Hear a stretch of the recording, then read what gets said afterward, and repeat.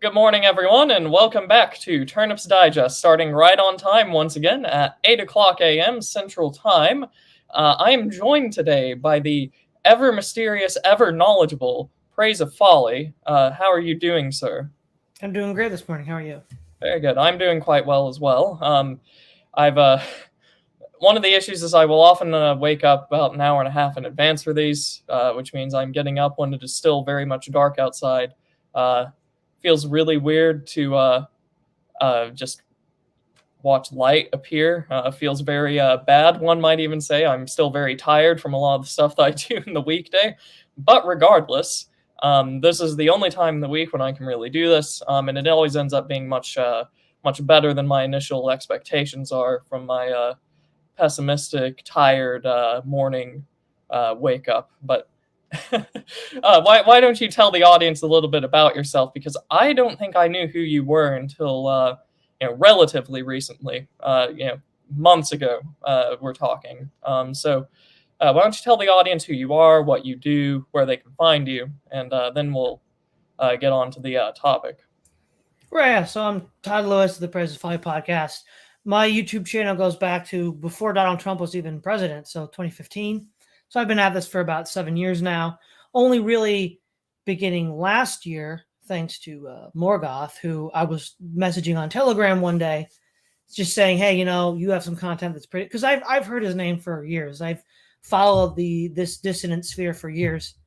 And I thought, well, it's about time I finally figure out who this Morgoth guy is. And a lot of what he was saying was jibing with what I was saying. So I reached out to him on Telegram. He started watching some of my backlog, and he's like, oh, you'd be a great guest for Millennial. And so Millennial last year was where I first got on. And then shortly thereafter, I made an appearance on Academic Agent Cigar Stream. Now, we had debated once before on Andy Worski. That video's now since been taken down, so you can't actually watch it unless somebody has a mirror of it somewhere, which I don't know where you'd want to find where you'd find that. But what I have done over the years is I've done debates, interviews, general just opinion pieces, so to speak, about issues that I find interesting: history, philosophy, religion, economics, all sorts of stuff. Now I'm on a more regular schedule, so I've got a Monday, Tuesday show, which I call the casual stream, which is whatever I want to talk about. Wednesday is a stream that I do with Logos. We're going through the Church Fathers. Every other Friday, so twice a month, I do a roundtable discussion with Keith Preston, Swith and Dobson, and Terminal Philosophy. We usually talk about current events, but we're not going to be hard limited to that, but that seems to be the most common thing. And then on Saturday, Logos and I are going through the entire work of Mencius Moldbug called Escaping the Moldbug Matrix. Right. So hopefully the audience is picking up on the fact that you have a very wide field of expertise. We haven't narrowed ourselves here on the topic that you and I are going to be discussing by any means. Now, those that saw the community post back last week might still remember that we were originally going to have you and Panama Hat on to discuss the Puritans. Panama Hat being the Chestertonian scholar in our sphere, and you being a very knowledgeable man on especially Christian history, the history of theology, and actually getting into specifics. For instance, you would probably not bring to the table the meme that Puritanism means austere living by any means. So you would probably, in fact, make ample reference to a variety of sources. So that was originally what we were going to talk about. Panama Hat will probably not be joining us for most of December due to obligations elsewhere, church, family, travel, business, and all the other stuff he would usually do. So we're going to have to save that for the new year, but it does mean we'll be starting the new year off with a kick. In the meantime, sir, I do believe we're supposed to be discussing Christianity, Christian organization. What do right-wing Christians need to do? Do we need our own space? Do we work with others? What are our limitations of working online, in person, internationally, just nationally, locally, literally anything. As always, this discussion is open-ended. Very little planning has gone into it by design, but that's just to make sure that we can make full use of our knowledge here. So why don't we start by talking about very simple thing. What is your relation to Christianity? Obviously, you say you have a lot of streams and discussions on the church fathers. I've caught a couple of them, and they're very nice for the audience that might need something else to look into after this, perhaps something that's not necessarily political, something that's much more pertinent to, say, faith, something much more immediate. But yeah, what's your relationship to Christianity, Mr. Lewis? Right. So I would say probably my whole life I've been a Christian. Now, I was probably raised in what you call a non-denominational background, broadly speaking, Baptist. So I wasn't baptized as a child, not like a high church Protestant or a high church Catholic, but, made a profession of faith at some point later on in life, sometime in my early teen years. But one of the things that has sort of shaped the way that I've gone differently. So I guess you could broadly say conservative evangelical homeschooling community, because in the 90s and in the early 2000s, homeschooling was actually quite large, especially in the Midwestern United States, presumably also the South. And then it sort of declined leading up to the Obama years. And now homeschooling seems to be making a resurgence with what happened with COVID, with all the lockdowns. So we'll see what that turns into. But what happened was when before I went to college in 2006, I had a friend who was actually Eastern Orthodox. Now, he moved away right as I went to college, so we didn't really continue our relationship after that. But that was where I first was exposed to these sort of arguments that from history, right? So as a Protestant, all my other friends were Protestants. I'm like, I don't really know what this means. So what are you getting at with all this?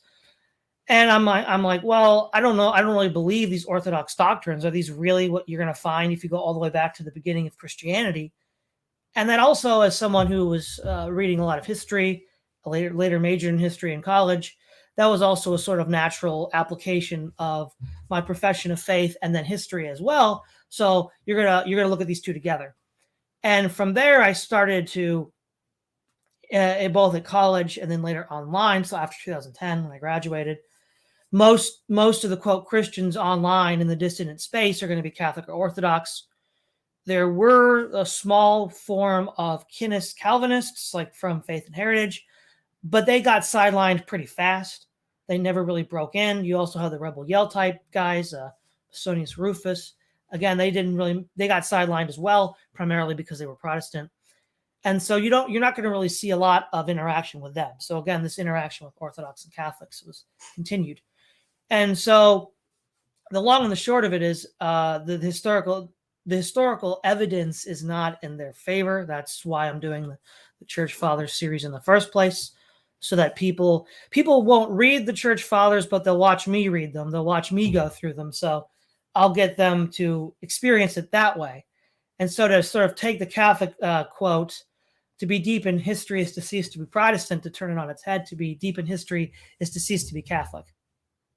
Alrighty, so that does touch on to something that I myself have experienced, because most historic Protestant denominations and some modern ones, I'm not qualified to speak for them though, so I won't make any broad statements, but the older ones, the various Calvinist or Reformed branches, or rather the various Lutheran branches, you have even the more Zwinglian ones, even the Unitarians that came out of the Reformation all had confessions of faith, and most of them would draw from various church fathers, which when the first time that I read them, I didn't know any controversy surrounding church fathers and Protestantism or Roman Catholicism or anything. So I was like, oh, cool, these people are drawing from other theologians and preachers and all the other stuff that are over 1,000 years old. That's really interesting. And then I get to sort of the dissident right sphere, and I first come across the meme that says, well, Protestants don't have a history. They just suddenly birthed into being in 1517 and then, just ignored everything that happened before then. That very poorly constructed meme. And I remember the first time that I told some of the Roman Catholics, and especially our circles, the Lutheran confessions, at the very least, and a lot of the Calvinist scholastics will draw heavily from the church fathers to get basically everything that they need. Of course, conforming to Scripture, which every other denomination claims anyways, which is perhaps why you might not get a full reading of, I believe it would be Origen and some of his stranger works. But Protestants do this too, and I remember the first reaction I got to saying that was just dumbfoundedness, as if they couldn't believe that that the meme wasn't true and that there was something more logically founded there. So something that I have encountered, which makes a lot of your output and content very good in those terms, because it's not just me yelling into the void on in a chat room of some sort, saying go look at these links, it's there, promise me you'll read them. You're actually going through them step by step and explaining them, which is very good.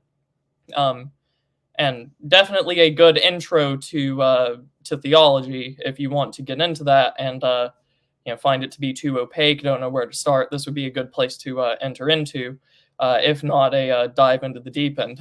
So with all of that said, I was going to focus less on the interdenominational stuff, though that is going to be featured here. Not because you and I are here just to bash Roman Catholics and Eastern Orthodox by virtue of being Protestant, but because they are also Christians, and in the age of communication beyond telegraph or telephone lines or anything like that, we can easily reach them. We might live next to them now. There's a lot more dialogue there. I think you'd be hard-pressed to find a Southern Baptist communicating with an Eastern Orthodox in any other era, for instance. So it is just the real lay of the game right now. What are your basic thoughts on interdenominational workings and all of that so far? Because people will have differing opinions. You'll have hardliners that will say everyone else is a demon, and therefore we should have nothing to do with them. And you will have people that, in my view, go perhaps too soft and say we should try to unify all of them. Right. So one of the things, as far as how do we relate within the Christian framework to other professing Christians of different denominations, I think a good place to start is one of the advantages of the ancient Roman Republic was the idea that it allowed for different levels of engagement. So you could, on the one hand, be a full Roman citizen, so you had all the rights and privileges of a Roman citizen, but then you could also be an ally, which meant that you didn't pay taxes, but you had to send troops to the battle. So you could do that. You could also be, an independent. So this is not an ally in the sense of, you're an independent country. You're not independent anymore. You're a subject of Rome, but you have what's called the ally status, which means you don't pay taxes, but you send troops.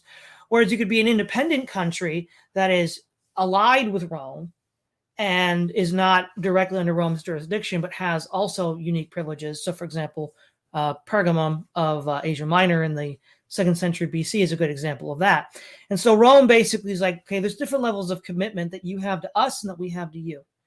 And of course, the Roman citizen is, you're fully bought in. It's full commitment. And the Roman system is fully committed to you. So I think we need to have distinctions like that where we talk about levels of commitment. Someone who's very close to us theologically, we could consider and not just thinking about working together on common goals that we have in common, but even just have this. So rather than a discrete topic, like say just abortion, or say something like, same-sex marriage, whatever. If you have sufficiently common ground, you could be united on principle, right? And then there's so while with a Catholic, you might agree on, say, same-sex marriage issues or abortion issues, you might not agree on a whole lot of other things. So in that case, we would have a more limited collaboration. So it's really sort of levels of interaction based on levels of commitment. Right, and that presents a very interesting dynamic in our circles online, because in earlier times, if you wanted to have some sort of alliance or dialogue with anyone at all, regardless of religion, like even diplomatically, you would typically have to meet with a representative or someone of that entity that you were trying to interact with.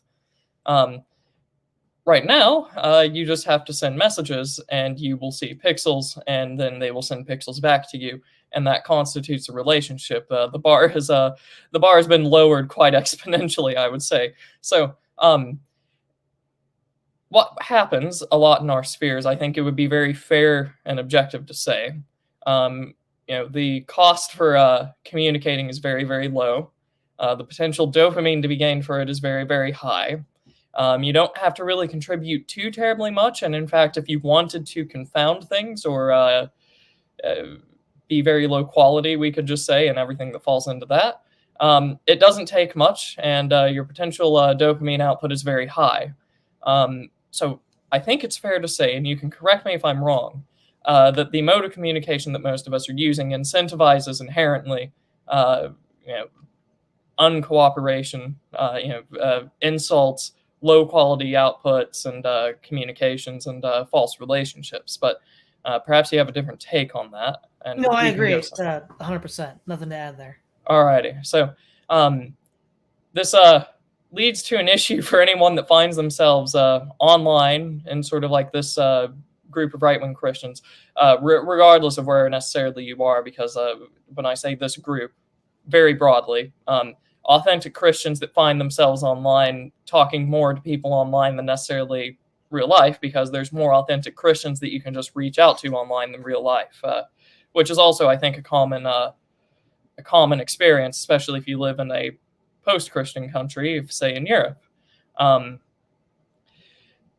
That means that there has to be some sort of change, I would say, because if you just let things naturally play out right now, bar some sort of endeavor or miracle or something like that, you're just going to constantly get the same cycle of, maybe you'll have someone that's good every once in a while, but the vast majority of it is going to be very low quality, low effort crap. Any disagreements there? No. The other thing I want to add, though, is I think also another reason why you're going to find more authentic, not just Christians, but more authentic people online, is the way that the IRL world is set up, given that we all sort of agree on the broad criticism, is that it rewards people not for being, competent for the task at hand, but for going along with the status quo. And so these are already people that, for whatever reason, are already sort of not fitting in, right? So where are they going to go? Well, they're naturally going to go online, and then that creates a selection bias where we're naturally going to find more of each other, which is both good and bad. I mean, it's good in the sense that we can, finally find other people and realize that we're not alone. Because I remember before the internet was really big, and it was around, but it wasn't big yet. So, 2006, 2010, having a lot of these right-wing views, you feel really outnumbered and alone because you don't know there's other people out there. So beginning around 2012, 2013, now granted, you could say that the dissident sphere goes back to 2007 with some manosphere stuff and some Mencius Moldbug stuff, but it doesn't really get big until 2011 with the alt-right, podcasts with Colin Liddell, Annie Nowicki, and Richard Spencer. And that doesn't really start to pick up into a broader movement until around 2013. But you realize that, you're not actually that alone. But then the downside is you're only interacting through this mediated influence of the internet. You're not, breaking bread together, or as Aristotle said, consuming salt together. Right. And especially for Christians, that presents a problem because a large part of Christianity is, being together, eating together, in fellowship together. I think you would have to be very bendy with the definition of fellowship to consider online communications, genuine and real fellowship. But I could be being too strict there. But this presents an issue to us if we are serious, which say that we are, because now we have to change something about our environment in order to start doing something good.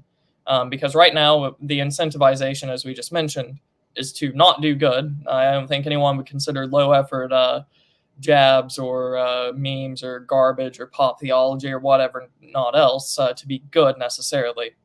In fact, you could probably just go to any major Christian figure, ask them what they think about pop apologetics, and they will probably sneer at you. So, just one example out of many. Something has to change. And there have been a variety of different proposals about how to do that. Some people have advocated limiting the use of online communications, bordering on just not using it altogether. There have been many Christian figures who once were online basically just drop their presence and say, this is not good, this isn't working, we're leaving. There have been attempts from various different people of different groups to start organizing real life. Take that stuff from the online to actual real life communication organization. I know definitely a Lutheran group has done this, but I'm sure that there have been many others because it's such a simple concept. Take all these authentic Christians that have found themselves disassociated basically with the status quo society out there, see where they are regionally, organize them by region, and hope they start meeting up. That was another strategy I saw. I remember I tried to get like a sort of online standards agreement where we basically took the people online in our spheres and asked them to agree to, not engage in this, and this behavior, low quality jabs, low quality anything really, force them to effort post in order to make sure that hot takes and entrenchment and all the other stuff gets sort of left out of the conversation. That didn't really take off, but I probably have done more, so I wouldn't necessarily count the idea out, but that could just be me being egotistical. But I'm sure you could probably come up with a number of different strategies as well. But surely you would have some sort of input there. Have you seen anything else? You've been around here much longer than I have, so I would assume yes. Yeah, well, not to go into the deep history again, but a lot of efforts like that have thus far failed. Now, I think in part because there was a lot of loose cannons and bad actors, which are now gone. So it could be the case that it works now, but I'll just say that it hasn't worked thus far. In fact, there was one point where I was trying to actually also talk about the idea of standards for behavior, which just didn't stick at all. But as far as what to do, I think this is the real important thing to think about in the 21st century, right? So the Christians that are aware that the current system is not right and are more of a dissident orientation, I think that is going to become more relevant, what they have in common in that regard, than what they have in denominations. Because what I've noticed is you'll find lots of, quote unquote, let's call them red pill Christians throughout all sorts of different denominations. And the thing is, though, the denomination that they're in, more specifically the parish church that they're in, is really, kind of paused. It's not really great, but they're there because of their denominational loyalty, also because they live there, right? So I think ultimately what's going to change, not just because it has to, is I think we're going to see a shift where whether you're a red pill Christian or not, it's going to become more important than the denomination you are. And that any sort of broader working together is going to have to be around that. Not to say that denominations aren't real or that it won't cause friction down the road, but from just the sense of self-preservation, I mean, who are you going to trust, right? Let's say you're Orthodox, right? But you're in a church that's just hammering on phyllotism, saying you're an evil racist. I mean, are you going to be like a red pill Orthodox guy and still go to that church? No, because eventually they'll kick you out, right? You won't have to do anything. And that's something that's quite common in North American Orthodox churches, is they'll play this phyllotism card. Whereas in Russia, there's the Russian Orthodox Church has a long history of ethnic supremacy going back to the 19th century with Russification practices. So again, it's more of an American thing. And to help out some of the audience that aren't necessarily aware of theological terms, could you give a brief explanation of phyllotism? Right. So basically, phyllotism, I think it was about to 1872, where there was a conflict with the Autocephalous Church of Bulgaria. And if I remember correctly, they were not allowing Russians and Greeks to worship in their church. Now, this is not quote unquote racism in the sense that we think of in the United States. It's not like, a caste system where the Bulgarians are placed above other people and they're slaves or serfs or whatever. It's more like that. This is a church just for Bulgarians. But it hasn't stopped American Orthodox from saying, well, any kind of racism is a violation of phyllotism, any sort of national pride. And so they'll use that against, other Orthodox in that regard. Most famously, Matthew Heimbach. So, all right, and probably very similar. Just to give a imperfect analogy, I will grant. If you go to parts of the United States closest to the Mexican border, you might find a Hispanic church or something like that, where the church is specifically for Hispanics. regardless of the merits or the efficacy of that. It seems very similar to what the original arguments for phyllotism were. This is a church specifically for this. You have your churches elsewhere for the other groups. What's the issue? Seems to be how I always find it presented from that side. Is that unfair? No, I don't think so. But I'm just saying though that argument is now being used and expanded by, parish churches of Orthodox Christians in America to target, you might say, red-pilled Orthodox, for example. Right. Yeah. If you can find any sort of a racism charge and work racism into theology, they can and will remove you. It does not matter how secure you think your denomination is. If you lose that ground somewhere along the way, de facto, it doesn't even have to be written in, you will get removed.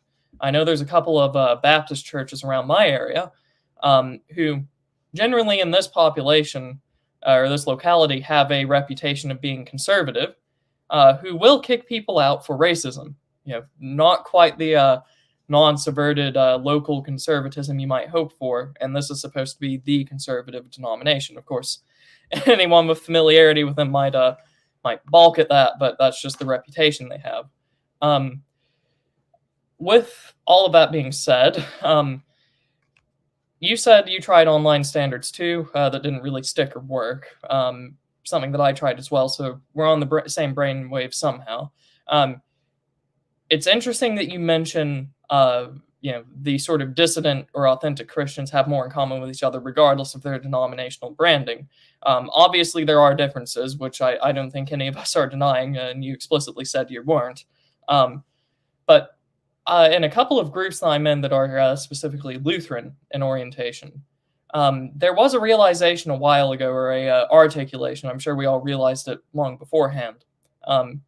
We have more in common with the very traditional Calvinists that are fighting their denominations as well, despite the fact that we don't agree on things like election. We don't agree on things like destination. I know double predestination isn't the word that they go for, but that concept I think most people would be familiar with if I were to say it and then give it the caveat that it's not really describing what it is. We have more in common with those people than I and my friends do with most of the Lutheran Church Missouri Synod, which is supposed to be the conservative Lutherans that I keep hammering on my social media for not being conservative at all. The average person in there doesn't really care about historic Christianity. They don't really care about actual Christianity either. They will, if you were to say have a sermon dealing with the law of the Old Testament, the average Lutheran has been preconditioned to be allergic to it. They'll say, law, we need gospel to go with it because you can never preach or say one in one sentence without then having a clause to do with the other, according to them, because law has been made something evil or bad in their eyes, which is a complete and terrible inversion. I'm sure that the Reformed or the Calvinists probably have something similar. If the very liberal ones aren't pushing for something like gay marriage, they're probably attacking the foundational law in the Old Testament, the order of creation, something like that, in the conservative churches, or being subverted by people pushing racism as a doctrine, which is happening in the LCMS or has happened, which just means that these authentic Christians from both camps here have much more in common, and we see that. We're not going off to form our own weird hybrid church. We're not crypto-Calvinists or crypto-Lutherans. It is just by virtue of not moving through the ages and everyone else moving in the church leftward or towards the modern era, we now have relatively much more in common than the people going the modern direction. Just because the people going the modern direction tend towards atheism, paganism, polytheism, and all this other stuff that will destroy them and basically renders them non-Christian. The authentic people still have their old disagreements that were hashed out in the 30 Years' War. But suddenly that 30 Years' War doesn't seem so important whenever you're looking at where your own church is going. Is that what you've experienced as well? Yeah, exactly. Yeah, he's no longer active, but there was this lesser known Catholic YouTuber named Mathoma. I think his channel's still up. We used to joke that we'll put a hold on the 30 Years' War and pick it up after we win. So, that's a common analogy to make. But I think what that means, though, is that ultimately there needs to be, we'll just use a biblical term, we'll call it an exodus of red-pilled, sincere, real Christians that all move to the same locale. I've been pushing on this on my channel recently. So, for example, we have the Free State Project with the Libertarians in New Hampshire, and then we have the Readout in Colorado, Montana, and Idaho for like right-wing libertarians. Now, they understand that you have to do that, and I think the problem then is, though, I don't think they can form a cohesive enough culture for various reasons to actually move beyond that step. But moving all to the same location is a big first step.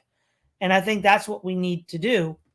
And that's what we need to prepare for. And so whatever they did that much right. Right, and I've seen this as well, though I would say non-ideally. Obviously, everything that you do is not going to be ideal, but there were mistakes here.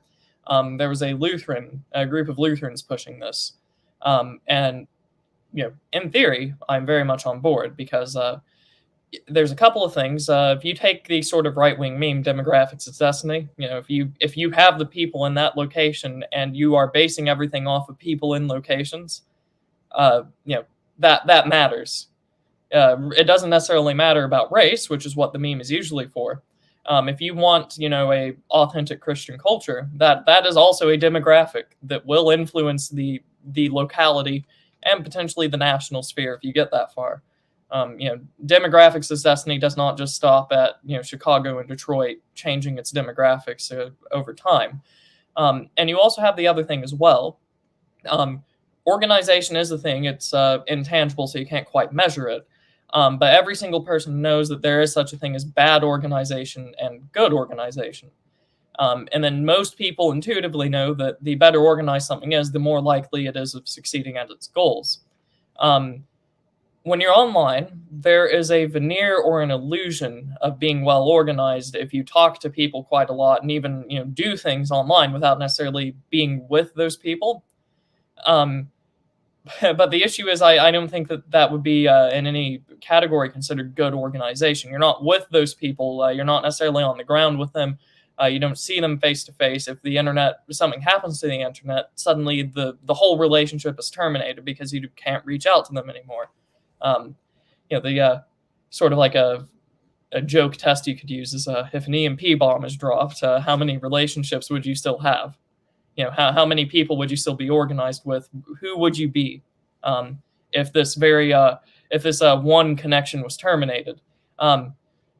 Same goes with Christians. It's almost a subversion of the original idea, because you're supposed to commune with the people that you believe similar to. It's a statement of a confessional statement of belief that you all share, but also there's something sacramental about it. If you're all there in the same area, constituting a church or a congregation, receiving the same bread, wine, blood, body, depending. We won't get into that argument yet. There's already going to be something more coherent and something more organized there than you would find just online. And you could see this in the other direction when you had churches during the crisis that was brought about by COVID, and the response to it, pushing for online communion. Most Christians intuitively recognized that this was wrong, but most of them couldn't necessarily articulate why, because they're commoners. You don't expect every person to be able to give some sort of well-reasoned, rational oration to a theological official. But whenever you saw people on Zoom, trying to consecrate elements and then telling people to open up plastic-wrapped cups and all this other stuff, most people recognized that was wrong. And intuitively, at the core, it was because it was subverting the original idea there. Which, if this is true, what I say, and please do add whenever if you can, this presents an issue for the authentic Christians online, once again, because you are using channels to organize almost exclusively in some cases.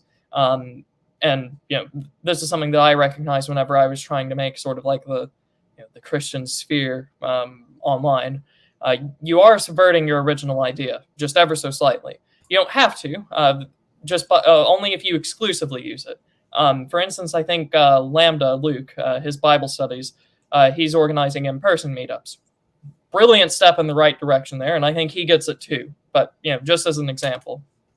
No, yeah, I agree, and I think what's interesting here is when we talk about the organization and doing something in real life. I think what's going to make the nature of this organization different in a sense that's radically different than all previous historical examples is that you are going to have people from different denominations.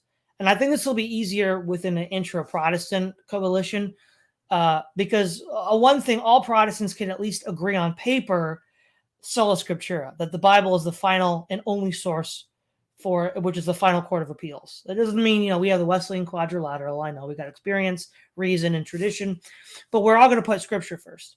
And then where the other three go afterwards is, a case-by-case basis. Whereas with Catholics and Orthodox, and I guess even more, exotic Copts and, Church of St. Thomas in India, you're going to have much less commonality in that regard. But you're going to have an organization where people meet and worship where they don't actually agree on all the doctrines, because that's the best we can do right now. And that's really how far things have gone. And I feel like that imagining that kind of an organization is going to be really hard because we don't really have that where, there's the common core teachings of Christ. It's often called the kerygma, which we would all agree to. And then we're going to have disagreements on certain applications or interpretations of doctrines. But within that, or what C.S. Lewis called mere Christianity, I guess maybe that's a better way to put it. We could, that organization would be united on that. And so then you might have like a Methodist, a Lutheran, a Presbyterian, and they're all basically forced to worship together because there's nowhere else to go because their churches are all, Ichabod. Right, and I should say, there is a question as to whether or not you should be the first one to move, because there are a lot of different faiths and denominations that are very allergic to schisming. Definitely a lot of the Lutherans will point out that they were kicked out, they did not leave, as a typical meme you'll find there. So I wouldn't, I'm not going to make a comment on if you should leave first or be kicked out. My Lutheranism points me towards one rather than the other. But what is more important here is the fact that this is where you are going, is these Presbyterians, Lutherans, Methodists, and whatnot else that are genuine are being kicked out of their churches. Personally, I would advise against lumping them together and forcing them to come up with a same confession of faith, but that doesn't mean they can't organize together. Quite often in Western history, you would see coalitions of Protestants come together for some larger goal without forcing them to the same table to commune, which some of them would be fine with, but I don't think most of them would be too terribly happy with it, especially the more conservative ones. And I don't think that's what either of us are advocating here for. It is the way things are going, though. A lot of the if you're to put on a graph the number of independent Protestant churches in the United States over time, just for instance, you will start to see a spike after 1940 or so, which is about the same time that modern theology and doctrines enter into a lot of the main churches. I know there have been a lot of what's called micro-synods, coalitions of like 10 or 12 Lutheran churches that join together and leave their parent denomination because they view that they've gone too far in some way. Some are silly, but others might have valid criticism somewhere. So all of this to say, you're going to have to find a way to, one, draw upon those people that are being kicked out, or forced to leave their denominations or their churches. But you're also going to have to do so without forcing them to amalgamate, because I don't think you are feasibly going to be able to reconcile Calvinism, Lutheranism, Arminianism, and all the different other broad theological traditions. Nor do I think, I don't know many people that set out to do that. I know a couple, but I don't think they're representative. And when you do that, there's going to be a question of to what ends. Why are we organizing together? Obviously, there's something Christian about it. Christ didn't just yell at people on the street side. He sat down with people to eat. Quite famously, so in one case, maybe some people have heard of the Last Supper, but half his miracles have to do with people around eating at some sort of gathering. Obviously, there's something Christian about this, but that's not all. So to what ends would we be organizing? Well, I think at the most narrow, basic level, just organizing to create a space where you can act as a Christian. So when we look at the modern world is set up that if you actually try to act like a Christian, well, okay, I'll just bring it into what's going on right now. So Kanye West goes on Alex Jones and says he's tired of not having Christ first in business. You can't follow Christ first and be successful, or even forget about being successful. You just can't even function in the world if you don't put Christ last. And basically what he was saying to Alex Jones is, I'm tired of this. And I think a lot of people are tired of this. And I think the first thing that would be the case is it would be to carve out a space, both social, economic, and spiritual, where you can live according to your conscience and not be punished. You're not going to be punished by the boss. You're not going to be punished by the government. You're not going to be punished by the media. You're not going to be punished by popular opinion. So I think that's the first thing that you do. The second thing is, well, what do you do with this carved out space? Well, I'm sure a lot of them would try to recapture their own churches. So basically, you sort of withdraw to this position of strength, and then you, from that position of strength, plan a return, right? So we've seen that throughout history. So that's one likely result. Some people might just like being there and just grow that space as a sort of counter space to what we have in the United States now. So I think those two would be readily apparent pretty early on. Right, and I think there's something to be said for the strategy of you would hopefully organize people based on their confession, or their denomination, and hope that they go into their churches with the intent to re-Christianize them, for lack of a better word. So you would have Lutherans, Presbyterians, Roman Catholics, Orthodox, or whatnot else that would exert pressure onto their churches, and then try to bring them back to their more conservative or traditional beliefs. Try to get them from ever entertaining the notion of gay marriage, of no-fault divorce, of all this other. You could go very controversial and say things like go back to the historic views on contraception, going beyond just the easy topic of should we kill babies. Well, obviously no Christian would ever say yes, but what about contraception? That used to be a settled thing, but no longer is.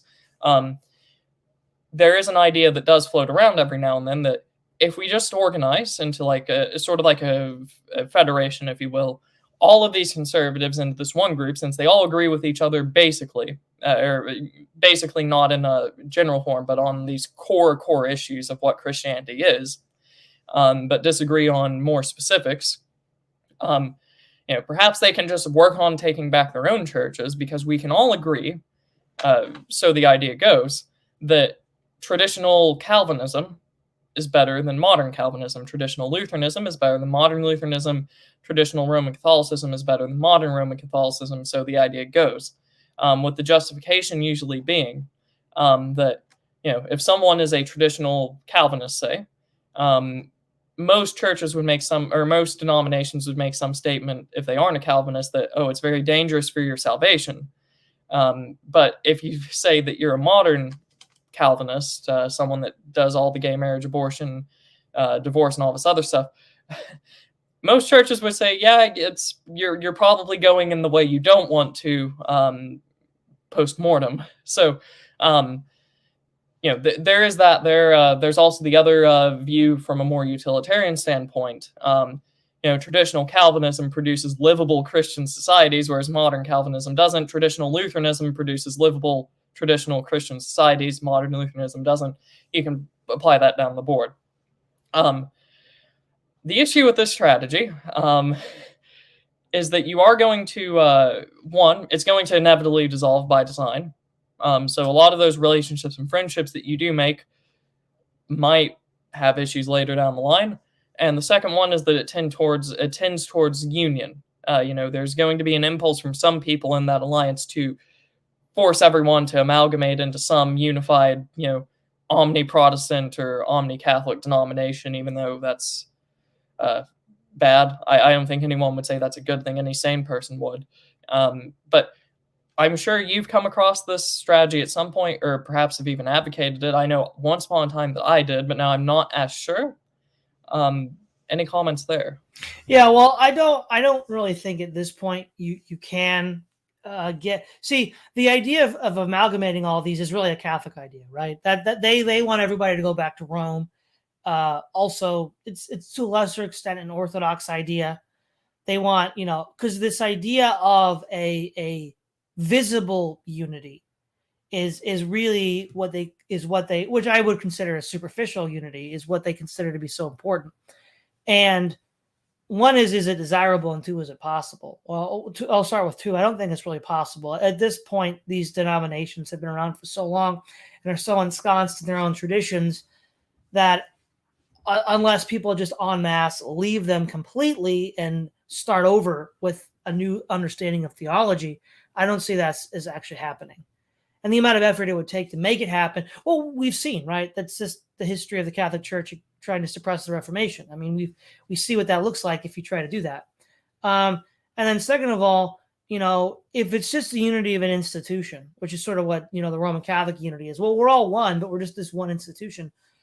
I don't think that that's really what Christ is getting at when he says that we're all one in Christ. And I don't think that that's something we would not want to gauge oneness or unity in that way. And so, no, I don't think we'd want that either. Right. And so I would make the proposal, and this is where I'll start veering into, something that I and many others independently or together have generated, something positive as opposed to just evaluating and analyzing. A strategy that I think would work, and critique me, add to it, whatnot else, because, not set in stone. Ideally, you would organize the Protestants into a sort of Protestant group. You don't force them to be ecumenical in the more strict sense. You're not amalgamating them, as we just said, impossible, undesirable, all the other things. It's a impulse that's inherently non-Protestant, you could also say. Anyways, organize the Protestants, the authentic ones, into their own group, where they each try to work on their own churches, hopefully with some sort of assistance or camaraderie with the others, for the reasons that we've already laid out. Having more in common interdenominationally if you're authentic, as opposed to just the brand name, or the synod, or the denomination. So organize them on one level. Same with the Roman Catholics, because there are Roman Catholics that are less modern. A lot of the people that lurk in our spheres will either say something that I don't find as convincing, but they will hold to it. They will say that the current Pope is being subverted, and there is a real Catholicism in there, or they will just say the Pope is a heretic and the Rome needs to go back to how it was. Both types exist, but they usually find themselves at odds with the liberal Roman Catholics that will push things like abortion, contraception, and all the other stuff that typically goes against Roman Catholic doctrine. The Roman Catholics that we have in our spheres are against those types, and you might be surprised as to what you can find in common with them. If you look at sort of the modern subversion of all of the churches today. So organize them into one group, the Orthodox into one group, so you have sort of your three different groups. You're not going to be worried about, throwing a Reformed Calvinist in with the Roman Catholic and devolving into arguing over prayers to saints and all the other stuff, symbolism, spiritual consumption versus real consumption, all the other issues. But then with those three larger groups, specifically grouped together so that you limit infighting as much as possible from those broad traditions, you then have some sort of coordination. So you don't just throw them into their own groups and say, all right, don't talk to each other anymore. But it's, if you need a Roman Catholic, you go to the Roman Catholic group. If you need a Protestant, you go to the Protestant group. You draw from them because they are your friends or they're your compatriots now by some manner. You set some standard for all three. You have in-person organizations and whatnot else. And then that would be your basic organization, would be the idea that I pitch. But by all means, please be as critical as possible, because I don't like proposing something only to find myself that there is a big issue in it. That's a terrible feeling. I much rather would be told of criticisms early. Well, yeah. I mean, again, I think so. First of all, I heard about this idea from you earlier from, I think it was Oro's post, and then I had messaged you privately on Telegram. So in a lot of regards, it's consistent with certain ways that I've been thinking over the years, which have not really gotten traction, because on the one hand, we need to, as you've said before, limit the sort of circular firing squad and infighting elements that don't really help. And that's sort of where you started with this conversation today. And so the best way to limit that, right? While at the same time preserving some sort of common focus on shared values, is to have people sort of placed in these categories where you minimize the friction, right? So you don't have to be rubbing shoulders with people that are going to rub them the wrong way all the time. Rather, and if you do have to, be a representative of, say, one of those groups to another, with a representative of another group, you've already pre-selected, the best that you have to offer, so that group, which, of the sort of elite representatives, can then be the ones that speak for, this sort of like Christian federation, if you will, or whatever. And in that case, yeah, I think there's some virtue in that. I think the issue then is how much can we actually tamp down on the infighting? Because on the one hand, we can move people around so they're not next to each other all the time. But as you've said with the online content, you can just go online and put out some low effort stuff that just makes a lot of people angry. So while you're sketching out a more abstract example, I think what we might want to consider is limiting certain people's access to the internet within each of those communities based on observed patterns of behavior. Right, and that's very interesting, because I think I just written off the idea of trying to get people to just use the internet less. Quite hilariously, I think I just mentally wrote that off, because so far I've been trying to find methods in which to mitigate the negative effects of the internet, rather than perhaps just limiting it. But that's an interesting thing that I haven't actually just considered trying to do, and it would make things much easier. Or just tell certain people within those groups, you tend to be much more provocative or something like that. Perhaps there's a time we need that. We do not need that right now towards this one particular group. So, just don't talk to this group about this one thing, unless, something can change. You're not giving a strict prohibition on ever doing it. But you are trying to prevent excess, I think would be a good thing to call it. Has it been tried before? The other thing is, this will be increasingly harder if everybody's still online, because the only real way to limit online interaction is to have corresponding real life interaction. And so until or unless that happens, we're just not going to realistically see that. And for your plan to work, what I think we'd have to see is a lot more people living. But then this gets back to the earlier question of, do you get kicked out? Do you leave? And when and where do you move? So these questions have to be solved, and they're only being posed now. We haven't even come up, we don't even have a real idea of how to answer them, but we at least are beginning to realize that these are the questions we're going to have to be asking. Right. And so meeting in person, limiting sort of the access online, that is something that anyone that went to the U.S. event in particular this last February should be able to know that concept very intimately, because I think it's safe to say that we have had less infighting among the U.S. group in our sphere since February as opposed to before it. Because at the U.S. event, all of the different content creators, the people that would be driving sort of a larger scale infighting, met together. Everyone from Yiz, who's in chat now, quite faithfully, usually on Saturday mornings, Red Hawk, me, Charlemagne, Distributist, everyone met together. People that could argue 4 million different ways about a variety of different topics, ranging from religion to strategy to economics to whatever not else, morality, met together. And since then, if you have met the person, eaten with them, if you've talked to them, if you've actually hung out with them, just to summarize things, it's much more difficult to throw a slur at them if you're being genuine. Obviously, friends do that jokingly in real life, so it's not you're not. If you were to just pick one thing, which I did in my original proposal months ago, and it eventually failed. If you just pick the one behavior, says slurs at each other, and just try to ban it, you're not going to accomplish everything you want to, because there's a friendly version of that, believe it or not.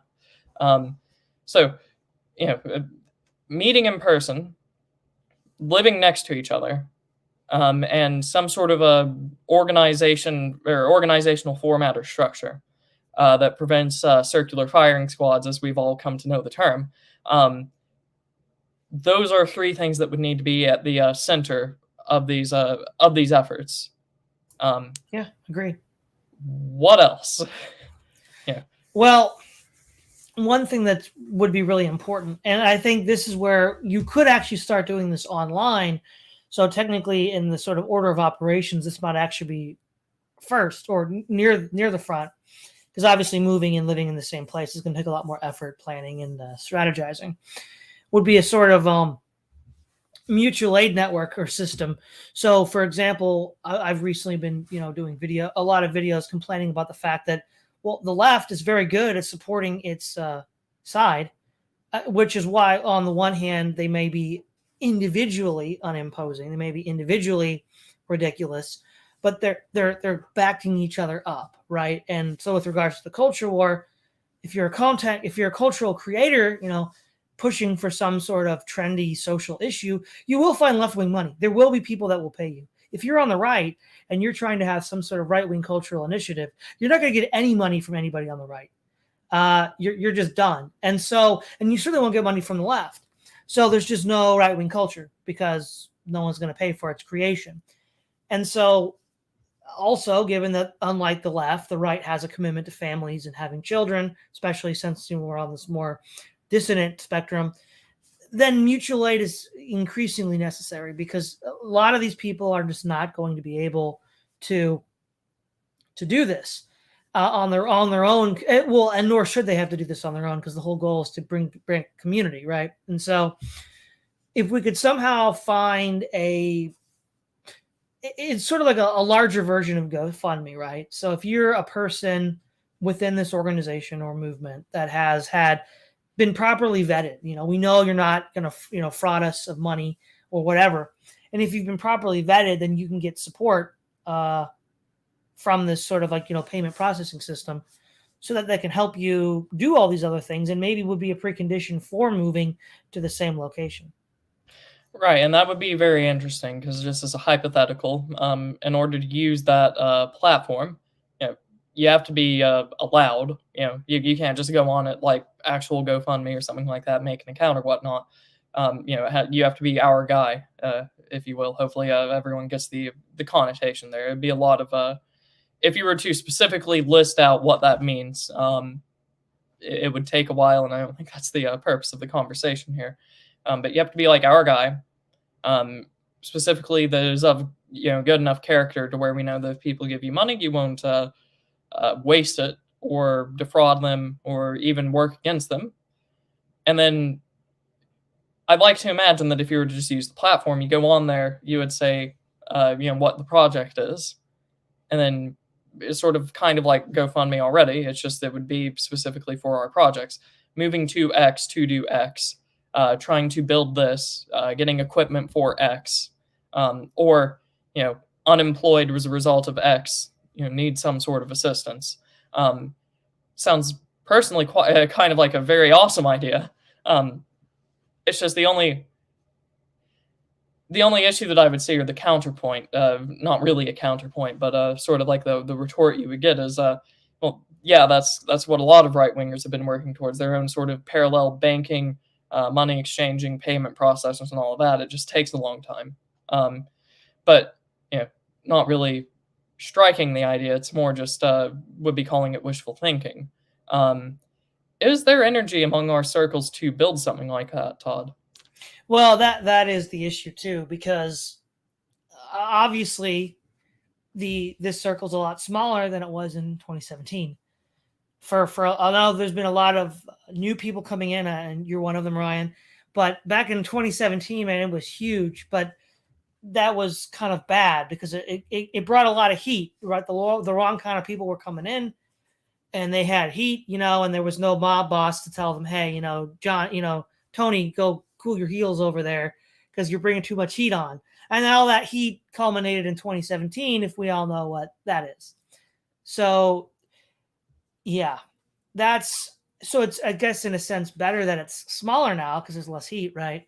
And the wrong kind of people that attract the heat are out of here mostly.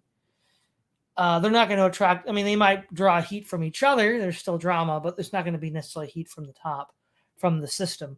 But I think part of it is, though, too, there's this sort of, phrase, hurting people on the right is like hurting cats.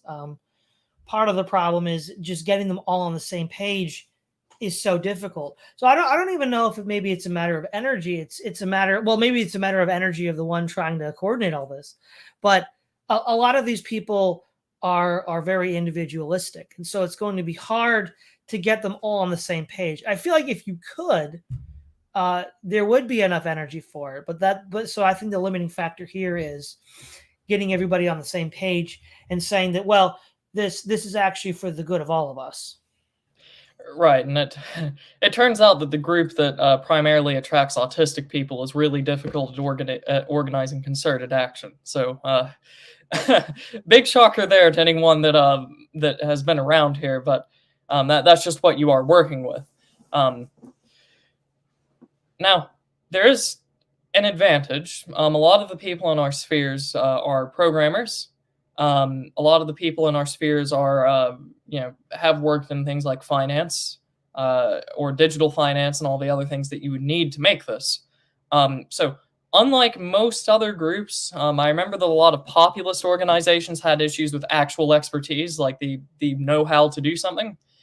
We don't have that issue. In fact, most of your favorite content creators are working in finance, money exchanges, programming, anything else that would be required for us to build this parallel system.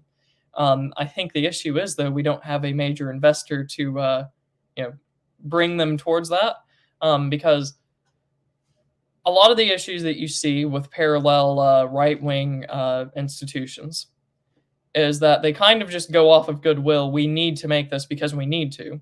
And so you will attract whatever you can in that, and you just kind of have to work with it. It's why Gab has taken so long to get off the ground, whereas other social media companies are off the ground in a matter of like a year or something like that. It's just because you work with what you have. In the case of Gab, it's basically one guy doing it because he thinks it needs to be done. There are other groups where you get multiple guys doing it for that reason.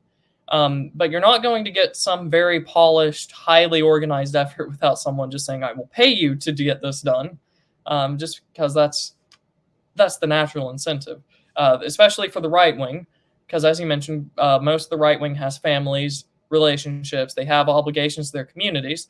All of those things are investments of resources, which means that unlike members of the left, if they were to do things efficiently, the right doesn't have many spare resources just lying around in order to use up. They're all tied up in something else, which means that you're kind of at a gridlock if you just want things to happen.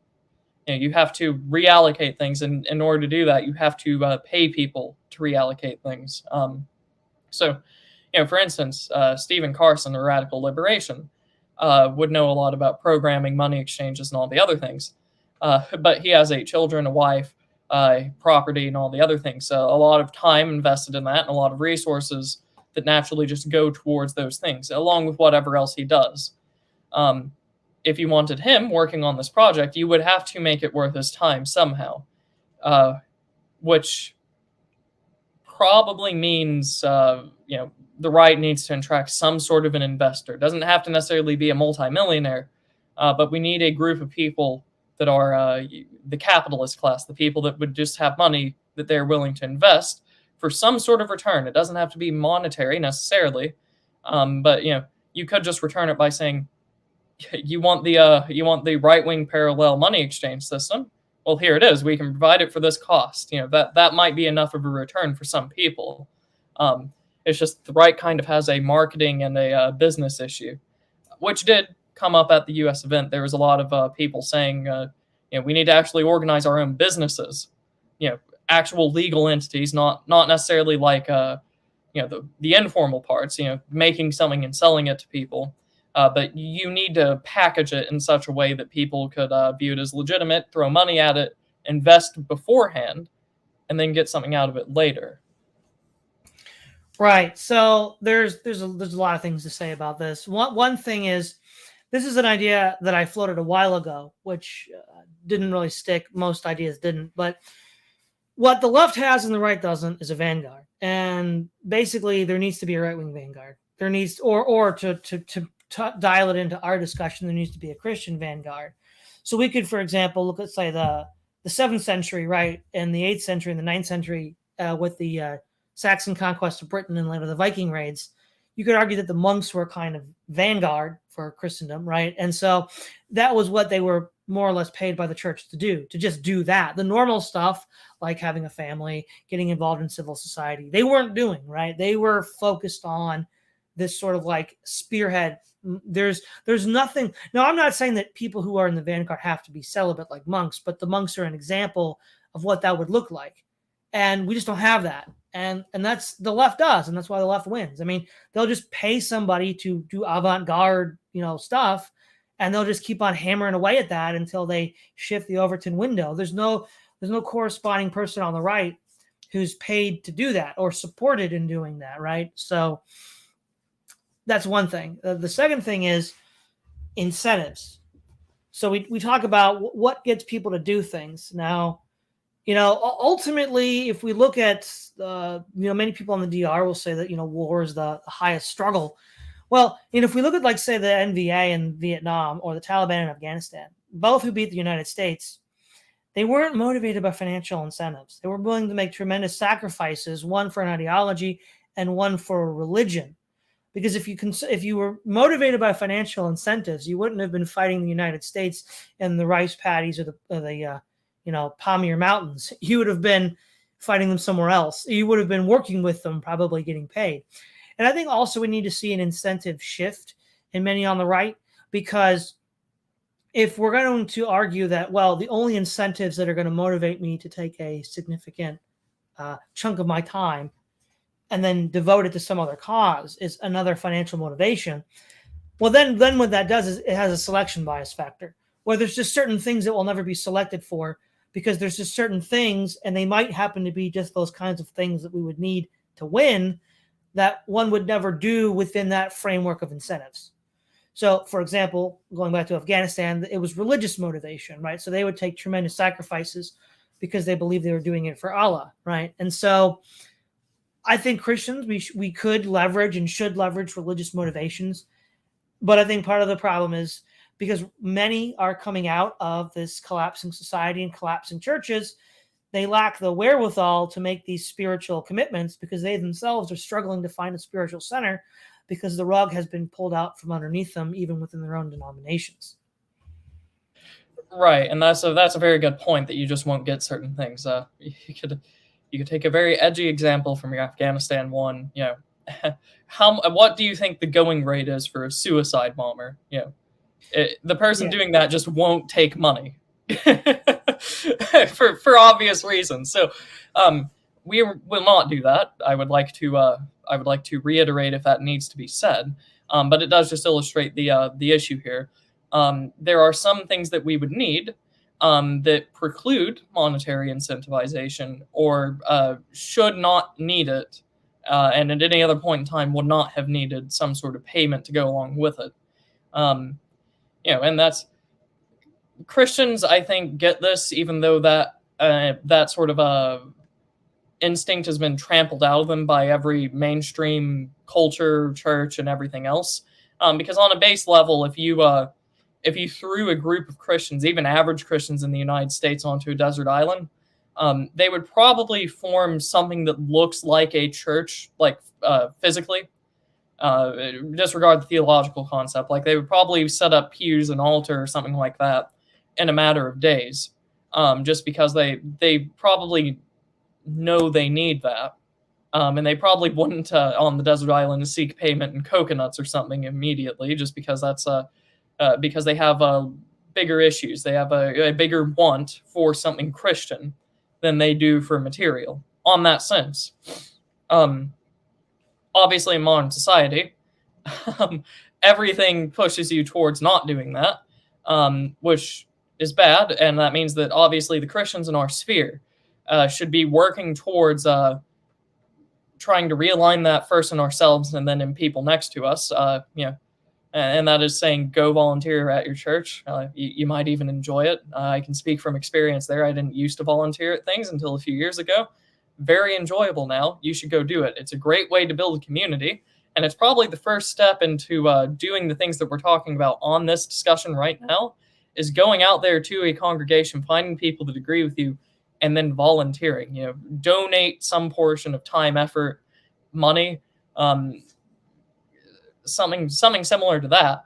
I say volunteering in particular because usually you get to make something and hand it to a person and see the thing that you made act as a witness to Christ, which hopefully all Christians are seeking something in that, something like that in their actions.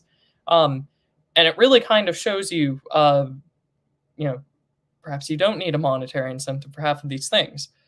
Regardless, though, that is the lay of the game. If we wait for things to just realign in that direction, we're probably not going to get off the ground for a couple of lifetimes, which is unfortunate.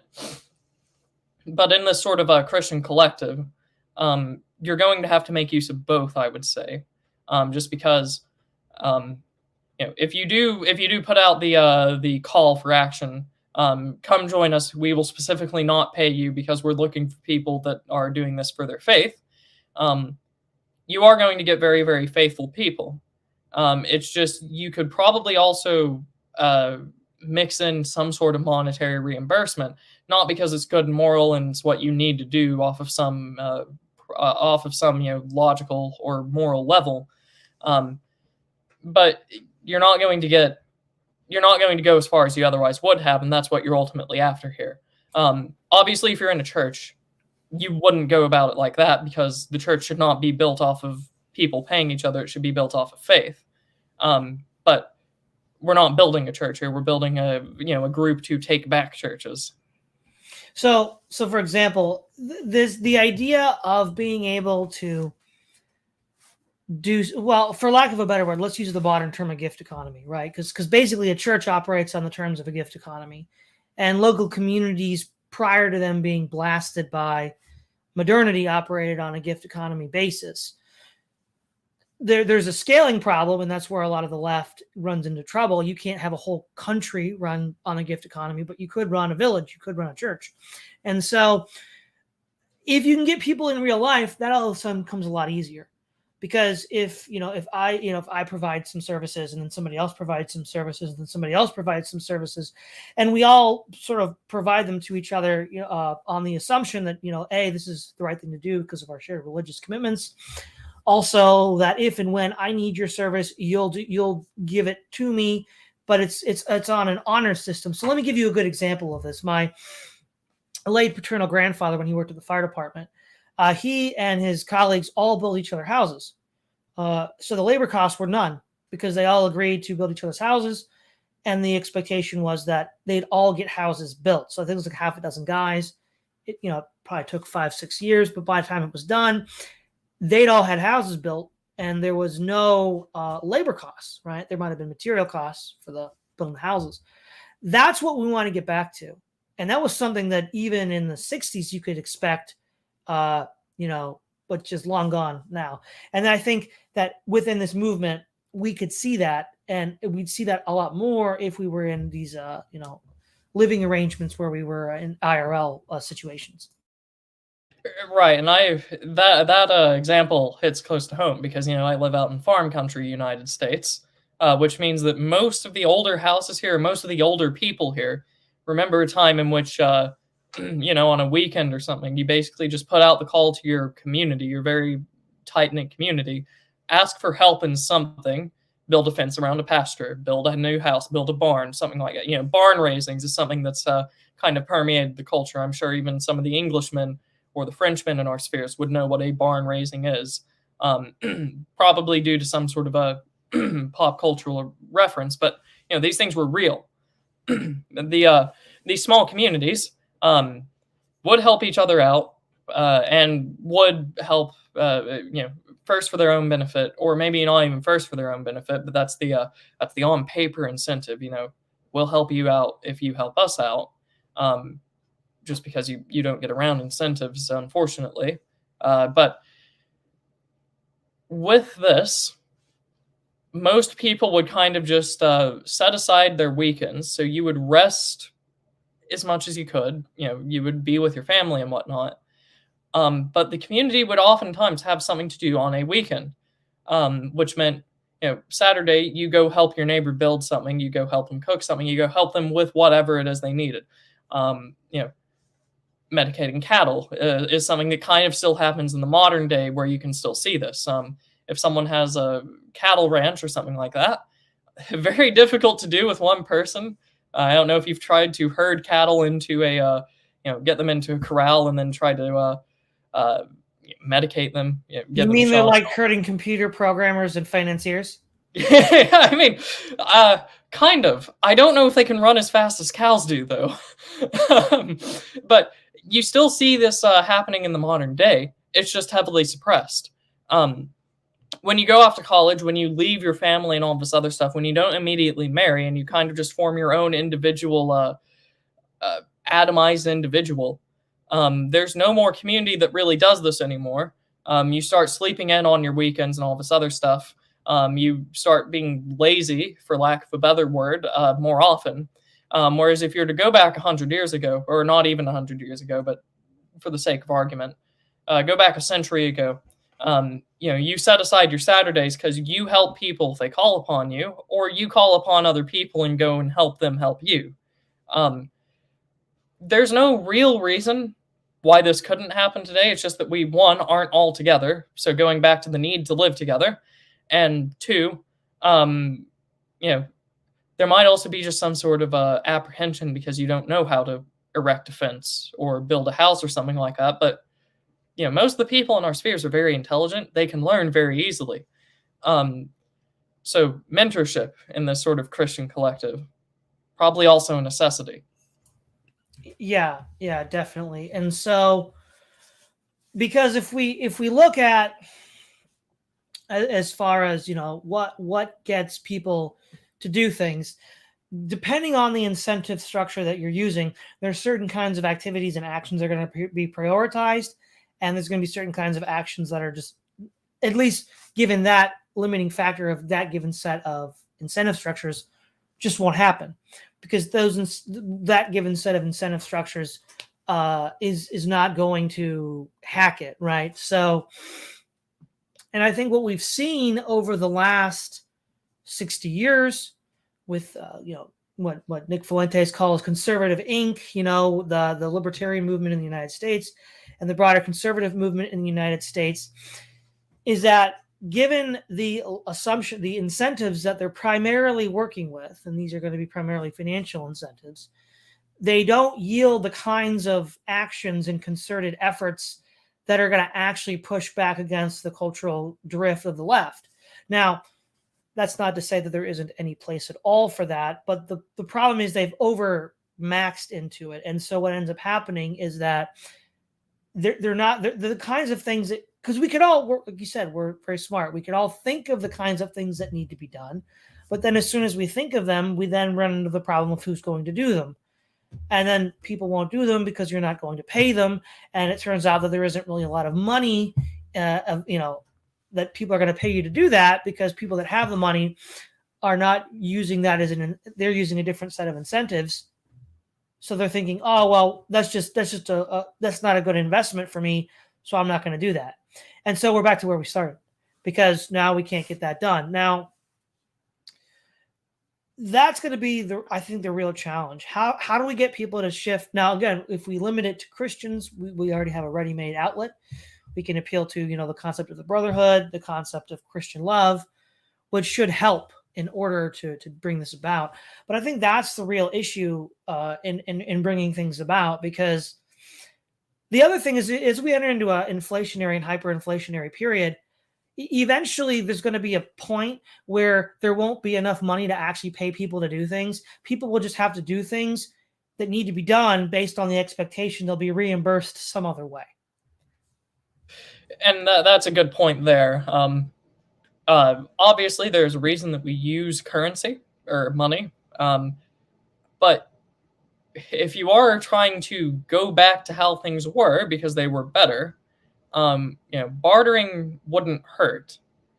Just because, if you pay someone to do something for you, and say eggs or sugar or whatnot, just to take two common household examples. That person had to get eggs or sugar somehow, and if you really go back far enough, it's because they produced it, or they bartered for it. One of those two things. So this person has to be in some way productive, bar thievery or defrauding, but you shouldn't really be dealing with those people anyways. That should be a foregone conclusion there. So you barter with the sugar and eggs that this person has obtained somehow. They are productive. And then the person receiving it can only do so much with the sugar and eggs. You can barter it for other things that are around them in that community, or you use them. If you pay someone money, that can be used for anything. So there's a constraint there, and that a bartering system naturally limits the choices that you have, so it funnels you into doing something specific. In the case of a farming community, the people bartering will probably be bartering for tools, produce, and then different forms of entertainment or whatnot else. Gambling could be considered a form of bartering, if you want to go that far down there. But with those products and outputs from that farming community, you're only going to be confined to what you can see in the farming community. So you're not going to necessarily be able to spend time on unproductive activity, if you will, outside of the entertainment. But I wouldn't go so far as to say that that's unproductive. You're going to be forced to basically help with things in the farming community. It's what you have, it's what you're working towards, and if you help the farming community, you get more out of it, and so do the people that you're trying to help. So there is just a natural limitation there. Also, going back to a concept that we discussed right at the outset of this, if you trade physical goods for physical goods with someone that you know and as like a neighbor, that is much more real than pressing buttons on a phone or swiping a plastic card and then just having the thing appear before you by a waiter or out of the pump of a gas station, or appearing in a plastic bag at a grocery store. If you trade with someone, eggs for grain or something like that, or chicken for turkey, or venison for tools or whatnot, you build the relationship with the person that you obviously trust enough to trade. You're trusting what they are giving you. It's something that a lot of the early church did. quite famously. So you're drawing on a Christian tradition that's already pre-established. You're showing yourself to be productive. You are going to naturally limit yourself to, improving sort of like the community that you're in that is allowing you to trade, just because that's what's available. And there's something just very Christian about it as well. Outside of the tradition set by your early church, trading physically in person for physical objects to help the person and then benefit, bring some sort of benefit yourself. So you take care of yourself and then work towards things that will ultimately benefit those around you. There's a that might be the way forward once you get people to live together. Yeah, exactly. So, for example, I think that the libertarian argument against barter based on the double coincidence of wants is overstated. So, if we look at, say, why was first of all hard currency, specie like silver and gold, invented? Before you go on, double coincidence of wants. I know what that is because I'm an econ major, but Right. Okay. So I'll explain that. The idea being that the criticism of barter is, let's say somebody has eggs and somebody has strawberries, right? And so they both go to market and they want to trade. But let's say the guy that wants strawberries doesn't want eggs. Let's say he wants something else. And let's say the guy that has eggs doesn't want strawberries. He wants something else. And then, well, what do they do with these goods? They just sit there. And so you might say, well, you start extrapolating these intermediate exchanges. Well, maybe they want fish. And if they both want fish, then you can, exchange one or the other for fish, and then that goes into something else. But then as long as it's another commodity that you consume, it's unlikely, according to this line of reasoning, that you'll be able to escape this infinite regress of intermediate causes unless you just have some designated commodity, which is an intermediate form of exchange. And that's the argument against barter from the double coincidence of wants. So the idea then is, why was gold and silver used and coinage? One of the main motivating factors was to deal with strangers, right? So let's say you're a Chinese merchant going on the Silk Road and you go all the way to Antioch. Well, I mean, you might only see the merchants there once a year. And so how are you going to exchange goods? Well, it's quite convenient to have some sort of gold or silver in order to do that, because you're not going to see them very often. But if you live in the same area with other people all the time and they know you and you know them, that's not really that big of a problem. You kind of know how to navigate this. And so again, it's a scaling problem, right? So whether it's the gift barter economy can work on a small level, and we depends on various practices and beliefs. I think you can scale it a bit higher. So, like, for example, you mentioned the early church that was far larger than a village, and they were able to keep this mechanism going at a larger level. So there are limits, and they can be reached in various ways. But what I think is, with what we're trying to do, especially given the dissonant space that we're in, the watchword is high trust. Well, okay, I'd like to see high trust but I'd like to see high trust in social interactions with regards to economics, because if you want to have, like you said, just swiping the credit card and the guy shows up at the pump, you're dealing with a stranger. And insofar as that limits violence, you can argue that's, an improvement. But then the other issue is your neighbor really your stranger? I mean, shouldn't you really be interacting with him in a different way entirely? Right. And so you also have something else as well with the double coincidence of wants argument. It does work on a small scale. There are very few families to where if one generation wants to trade with another, which I see happen quite a lot, because if you're a parent and your child is now an adult or something like that, and you want to exchange something, usually the parent will insist that it's not done for free, so they will offer something. Very rarely is that, just do they keep like a line of credit or ledger lines or all this other stuff trying to track debts and whatnot. You will see people paying money. So child brings something to their parents, or I say child, the offspring. Child, I feel, has a young connotation, but that's not what I'm talking about here. You bring something to your parents or the older generation, and the older generation will try to give you something in return. Once upon a time, it was food, which is, you go over to grandmother's house to help with some sort of chore that grandmother can no longer do, and you do it well enough, grandmother feeds you. Kind of where that sort of cookies from grandma comes from, which is a topic that I'm sure absolutely everyone is well aware of. That's the origin. on a more local level, with people producing what they produce, the double coincidence of wants is going to fade very quickly, not necessarily into currency.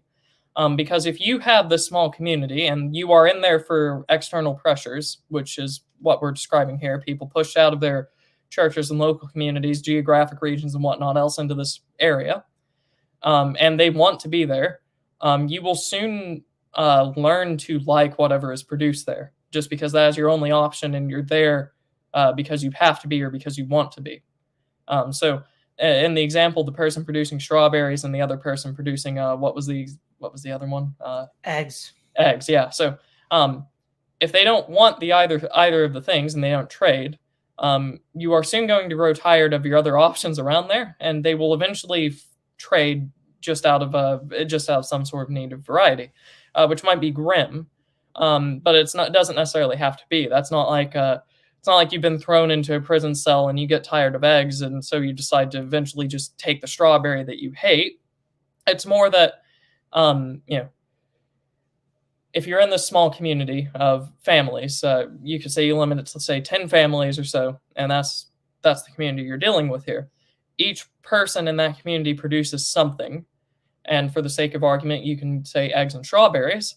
Eggs and strawberries, after a certain amount of time, will, bar allergies or something like that, most people will indulge in them in some way, shape, or form.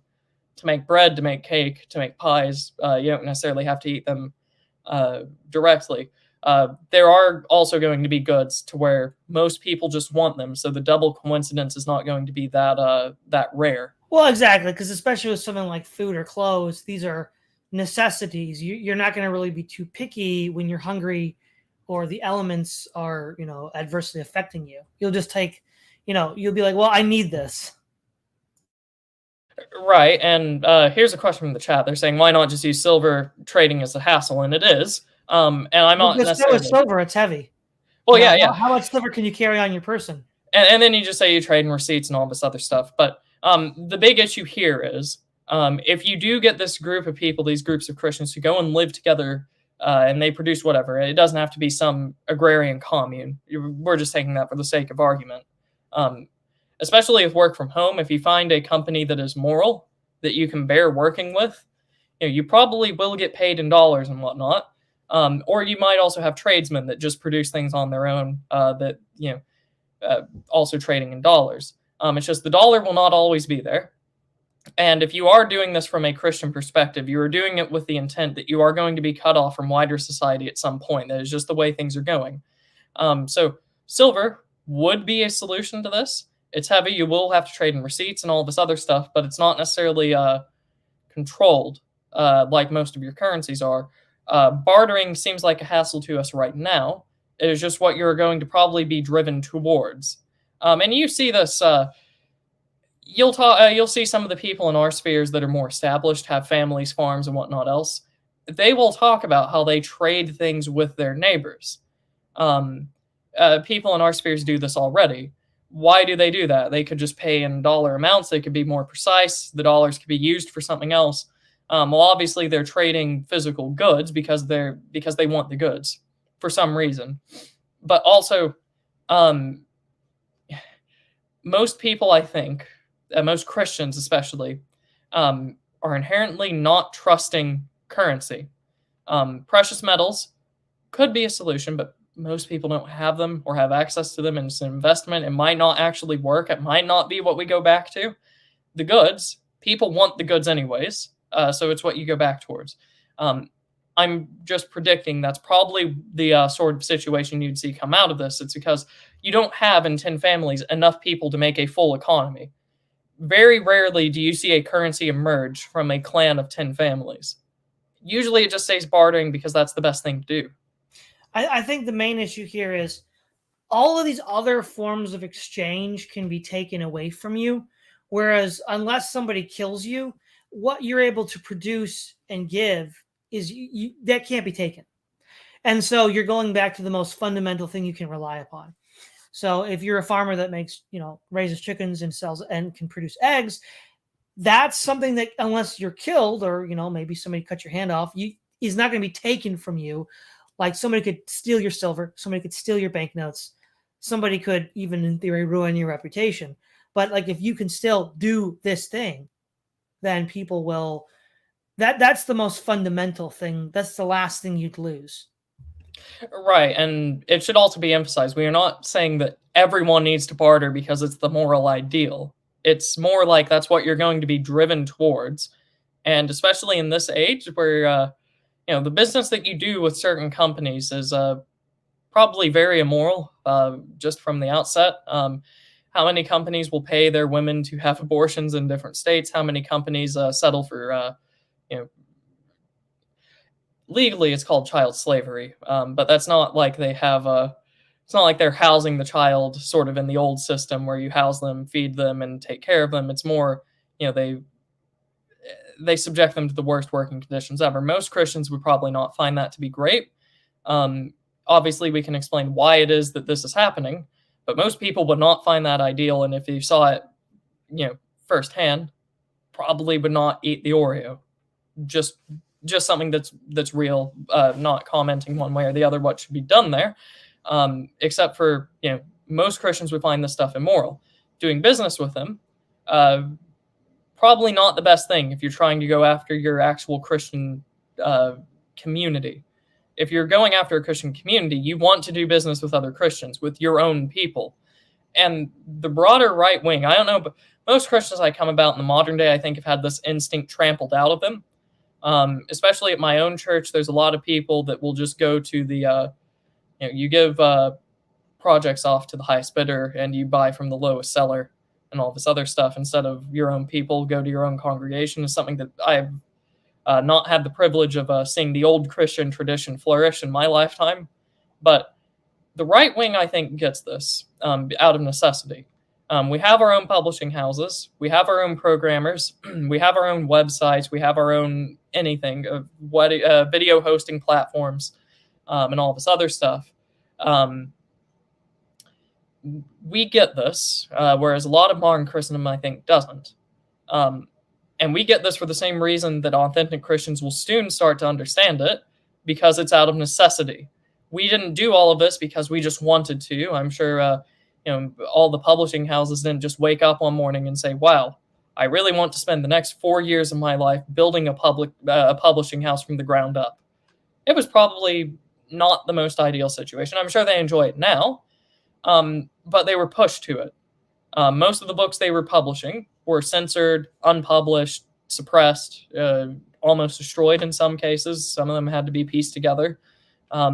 It was out of necessity. These people want this information, so they're going to do their best to promulgate it. The same exists in this Christian community, the thought process that we're going through right now. You want to eat, you want clothes, and you want to keep your Christian community. With the way things are going in a certain amount of time, that is only going to be possible if you produce on your own in some cases and trade with your own people. You're going to be kicked off of the currency system right now. Any other forms are going to be made illegal, as they already have, so you can't make a competing dollar or gold system or whatnot. The FBI just raids you and imprisons you. If you try to go off onto like the based company, you quickly find that doesn't exist. They just aren't out there. So that's the lay of the land. That's what you're working with. Yeah, it's necessity. This is being done out of necessity, and but you could also argue it's being done out of a desire for more autonomy, right? Because if you're dependent on a system, then the system can control you, right? Think about the people that were said, okay, during 2020, 2021, get the vaccine or you're fired.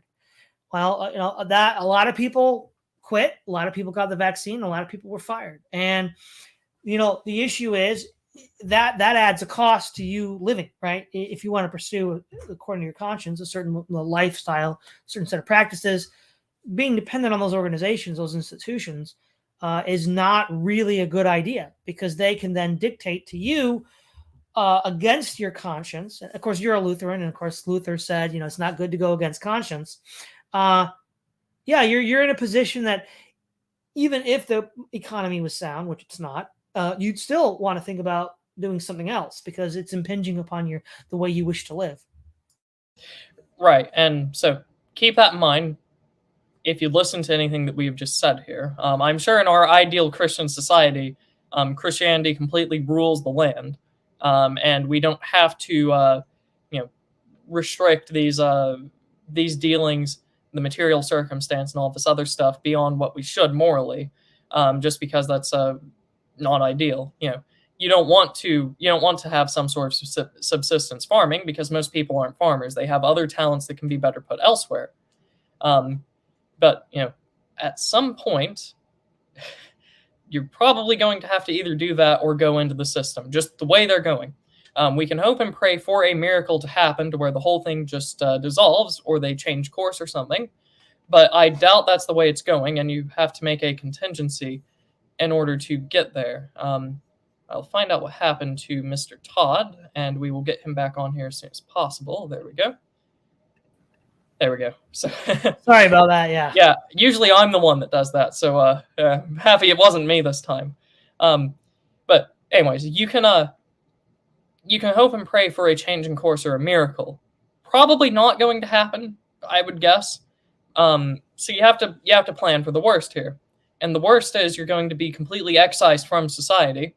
And the best way to position yourself from that is to take as much of Christians with you, the ones that actually believe, the authentic Christians, the ones that aren't just going to church for a social club, the ones that aren't flying the satanic rainbow flag, the ones that aren't pushing for divorces, the ones that aren't pushing for abortions, genital mutilation of children, all this other stuff. You're going to be pushed towards your own devices, and you're going to have to find a way to deal with that. The things that we were discussing earlier in the stream, sort of what to do with the online sphere, that's the short term.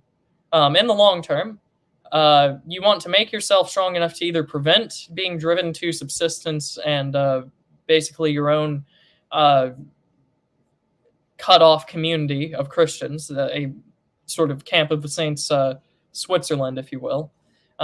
Or you want to be able to go into that situation being the most prepared for what's going to come. You want to be able to outlast it. You either want to be monks in a monastery, able to outlast the coming barbarian invasions, or you want to be able to sort of establish your own kingdom. One or the other, or both. Either of them, if they're done correctly, can carry you and your family into future generations. It's just one's more probable. I really don't think there's going to be some sort of Christian crusade that reestablishes a holy empire of America or something like that. I could hope, but I doubt it's going to happen. I'm more favorable to recapturing churches, or letting them burn down and then reestablishing whatever's the natural successor, recapturing by different means, and then if nothing else changes, you're just going to be in what we've discussed for the last half hour. Do you have anything to add, Todd?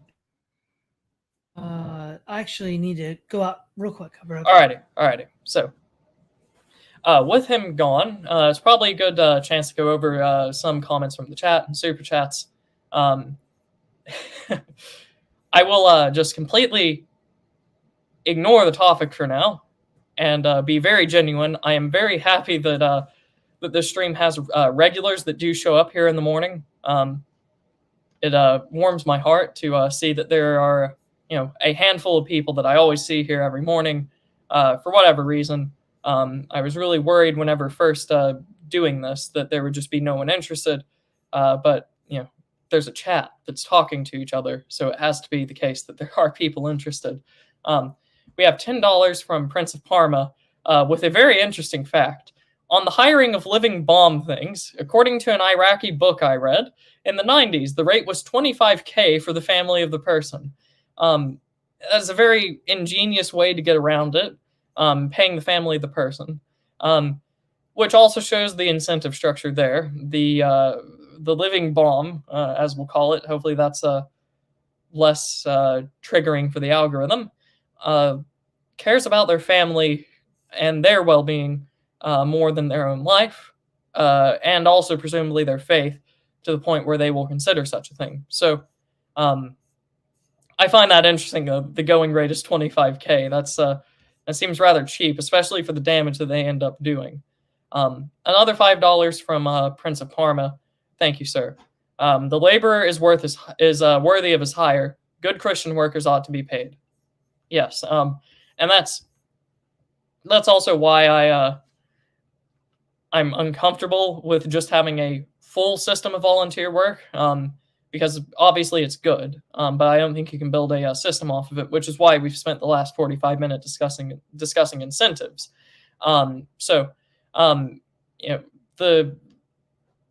I really like the system that Todd brought up here, that we talked about, where you build houses or farms or fences or whatnot for each other, because that is payment. You are helping out your friends with the expectation of getting paid back in the form of labor. They will help build things for you. But obviously, the efficient system is monetary payment, which is why most societies tend towards it. So that's the reason why we're there and not using the system that Todd and I just advocated for. But that's given current circumstances. A monetary system requires stability, and it requires trust. If you don't trust the money, there's not going to be a monetary system. Same way with stability. If you don't have stability in prices, that is, if you in hyperinflation, you go to the store in the morning, and there's a certain price there, and you go back in the afternoon, and it's like quadrupled in price. Obviously, no monetary system is going to exist there. Same thing with stability. If you're in a war-torn area, probably also not going to be monetary.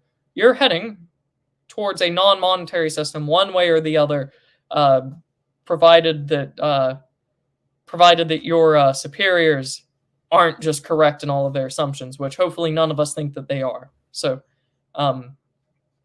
that's part of the incentives there. And before we get back to the chat, there was something from Nathan C.J. Hood here, who has been on this stream before, and by all means, go check him out if you haven't done so yet. He says, in the ancient days, missionaries targeted pagan kings who, when they converted, brought their whole tribes. Nowadays, do we need to evangelize the rich, i.e., Elon Musk? I have thought about this before, and I think that that's a good idea. I just don't know how much it would work, because I don't do that kind of thing. I'm not I haven't evangelized pagan kings or the rich before, so I have no experience with it. And my only experience with the former subject of the historic Christian evangelism of the pagans tended to be that if you converted their wife, eventually the king would follow. But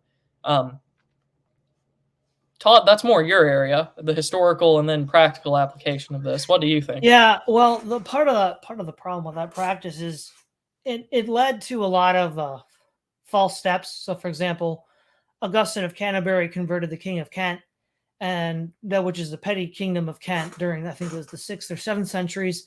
And then when he left, he reverted right back to paganism. That's something we saw a lot of in that period of time. And the thing that did convince, so at this point, the Western Christendom and the Catholic Church doesn't have any military forces able to go down with the Vikings or the Saxons or any of these other forces. So what they attract them with is other things. For example, literacy. The monks are literate, can write things down, can help build their bureaucracy. There's the economic connections. But the thing is, though, there was this counterweight. There was this counterweight in Rome that added things to the table so that monks could make themselves attractive to these rulers. But there's really nothing like that in the current West. So there's nothing in it that I think would work, because if you were talking to a barbarian chieftain, it's like, well, why would we listen to, you monks from Rome? And it's like, well, because we can, there's things that you can't do that we can do for you. And that's really, I'm of the opinion of Keith Woods in his video, The Elites Will Not Save Us. He talks about, I think specifically Elon actually, saying that their goals, their values are to preserve the institutions and power that they have and are so diametrically opposed that, from what any of us on the dissident side would want, that they're not going to listen. What they want are trannies. That's what these rich people want. Right, and I'm more inclined to think that Musk is potentially more roguish than the other ones. I'm not exactly a huge supporter of his, but some of his actions seem out of line with the traditional, rich orthodoxy. That being said, probably not our guy, though he does benefit. And there is the other issue. He is just one elite, and he might have like maybe a handful of others that go along with him.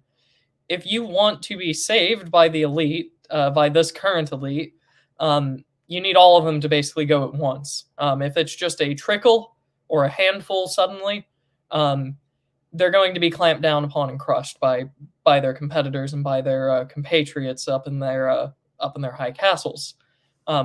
It's just it's just the way these things are going to go. You could take any multi-billionaire, like say if tomorrow, if Bill Gates suddenly just became our guy, just for the sake of argument, started throwing money at our guys, started doing absolutely everything he could to benefit us, you would probably find in the span of a week, probably some sort of antitrust case going against whatever companies he has shares in. You would probably find wealth confiscations under the guise of fraudulent dealings or suspicious trades or something like that. You would probably find a bunch of criminal prosecutions, and you'd probably find a bunch of Me Too cases. He would be ruined. And that's the issue. If you had even 20 of them, it would be a hard-fought battle. You're still not guaranteed to win. In fact, you will probably still get crushed because, those 20 people are only 20 people with whatever they have with them. They could have a majority of the money, but they might not have a majority of whatever else. It could devolve into civil conflict, sure. Probably not the best thing. You need a majority of them. Sorry, one moment. You need a majority of them to go basically at the same time. Otherwise, nothing's really going to happen. You'll have a period in the sun where you're going to have a lot of benefit brought to you, where they probably do benefit you, but probably is not going to last very long at all. So, for instance, with Musk's Twitter, presuming that Twitter is itself a good thing, I don't expect it to last that long if he does something, extremely beneficial. If he reinstates the wrong account or something, he'll probably have some sort of suit brought against him and have to fight that off. And he's a very rich man, so that's probably not the issue. But the state could just nationalize Twitter. And as we've seen with every other state overreach in United States history, no one will do a damn thing about it. It will just happen. People will hold their rifles by their sides and say, but the Second Amendment will protect me against tyranny, and that is that. They've de-radicalized themselves, the American right movement, which is hilarious historically because they used to be the most militant ones, but that's my view on it. Perhaps I've just waffled.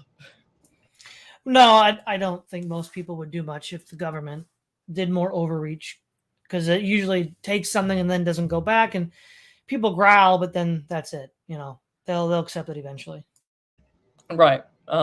And then before we get back on the topic, just because I'll finish off this little mid segment of super chats, we have another $10 from Prince of Parma. Thank you, sir. Protestant missionaries targeting the upper castes has historically not worked nearly so well since the 1800s onward. There are exceptions, but they are rare. So that is interesting. Once upon a time, the Protestants, well, I say once upon a time, from their inception, the Protestants would work towards the ruling elites and then go downwards. That was Luther's strategy in Germany. The Reformed would try to do that with the traders, the merchants, the financial institutions, especially in the Dutch Republic and Kingdom, to great benefit as well, which is why Germany was once upon a time considered a very Lutheran country. Once upon a time, the Netherlands was considered a very Reformed country. It worked. I think there is something about the advent of the French Revolution's ideals that has capped this strategy and sort of prevented it from working. But I haven't analyzed it as well. Todd, this seems once again like your wheelhouse. I think that you're correct about the early stages of the Reformation, how they sought the support of rulers. I mean, the most famous example is Henry VIII of England. He is eventually, Cranmer gets his support for the Reformation. He founds the Church of England. Now, let me put it this way. In the same way that Catholics would like to see a return to a sort of integralist Europe, many would say that that's impossible in light of what the Reformation brought. That because one, there's now Christians in the West that are not Catholic, for one thing, right? There's also the freedom of information with the printing press. And so a lot of these historical movements seem to have decisively changed the status quo and the way people think about things. So, for example, Rene Girard talks about how with Christ and the final sacrifice within Christianity, the idea being is even if you're not a Christian, right? Even if you're not a Christian, the idea that religions that demand sacrifice, either of animals or of humans, are just the mental meta has changed completely because of what Christ did.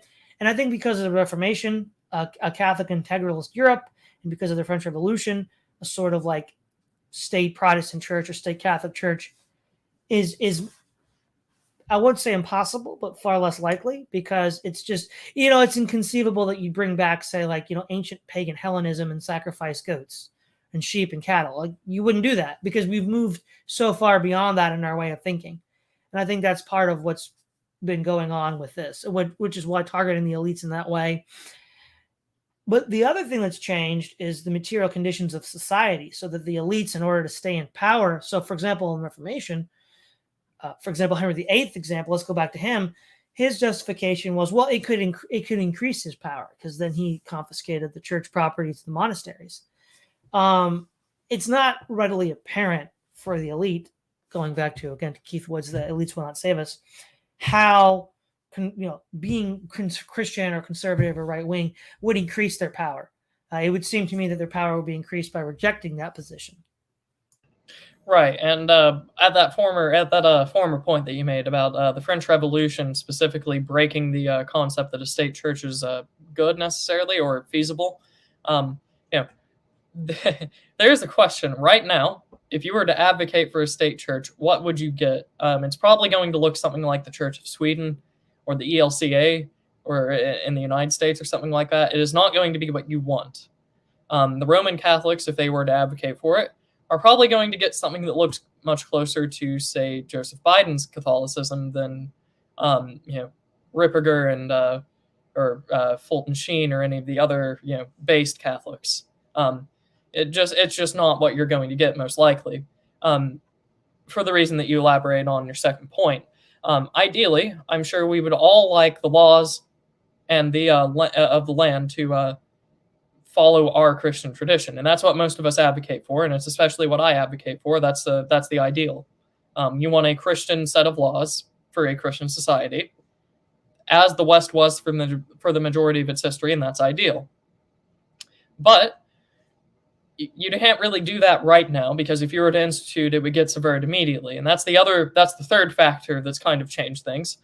You have Marxists and communists that will subvert the hell out of whatever institution you make, because one, it goes against them, but they don't just want to destroy you, they want to subvert you, because why just destroy the things that are against you if you can turn them on side and get them against whoever was using it against you? They have, on record, subverted different churches. They've subverted countries. They've subverted bureaucracies. There was a fantastic stream yesterday on the Old Glory Club about Joseph McCarthy and his complete and total vindication. This is the third factor. So you have much less costly information exchange. That's already going to, the classical form of dogmas, still very valuable theologically, much more difficult to enforce. You can't really tell your peasant congregation, this is basically what Christianity is, because even if you are correct in your dogma there, now one of them can find something that will immediately contradict you, and they won't trust you. With the French Revolution, most of your elites are going to tend towards things that are anti-Christian. It's just the way the incentives align, or they're malicious, or both, one or the other. And then with the Marxists and the communists, you're going to get subverted. So you have to find a new form or a new method of organization that combats all three of these things, for better or worse. And that's kind of what we're here to do with the sort of proposal that I gave out earlier, and what you've been advocating for as well. Local community, organization by broad denomination, by broad confession, and then organization on that front as well. You can't be too centralized anymore, because that's what the Marxists love. The Marxists love a very centralized institution to where if they just take over 3 positions or something, then it's theirs. Can't do that anymore, which is also paradoxically why a lot of those dirty, subversive Protestant churches that organize by congregation haven't been as subverted on the local level. It's why you find a lot of people in the United States, at the very least, that have some sort of authentic traditional view, come from these more congregationally organized denominations. It's why the ones that are still fighting back, that haven't just totally been lost, weren't centralized. So that's something you need. You need an applicable amount of decentralization to where you can still do things in concert, but not get immediately subverted.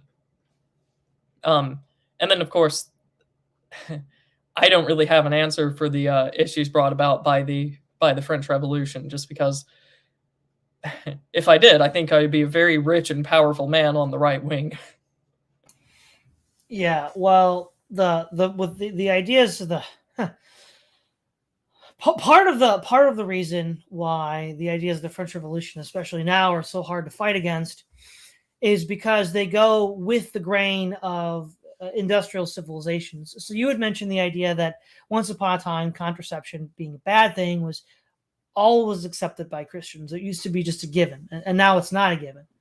Well, the reason why it's not a given is because it's a thing that you can do now.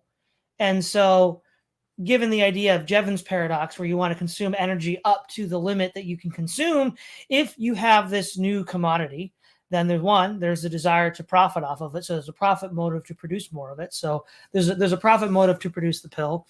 And then there's Jevons paradox, where, well, now that it's on the market and I can consume it, I will. And so all of a sudden we have this whole process of economics and technology that are pushing us in a direction. And the French Revolution says, yeah, we're in favor of that direction. We want to hitch our wagon to that and then get pulled in that direction. Whereas the Christian is saying, no, that's a bad direction to go. And you're really having an uphill battle at that point.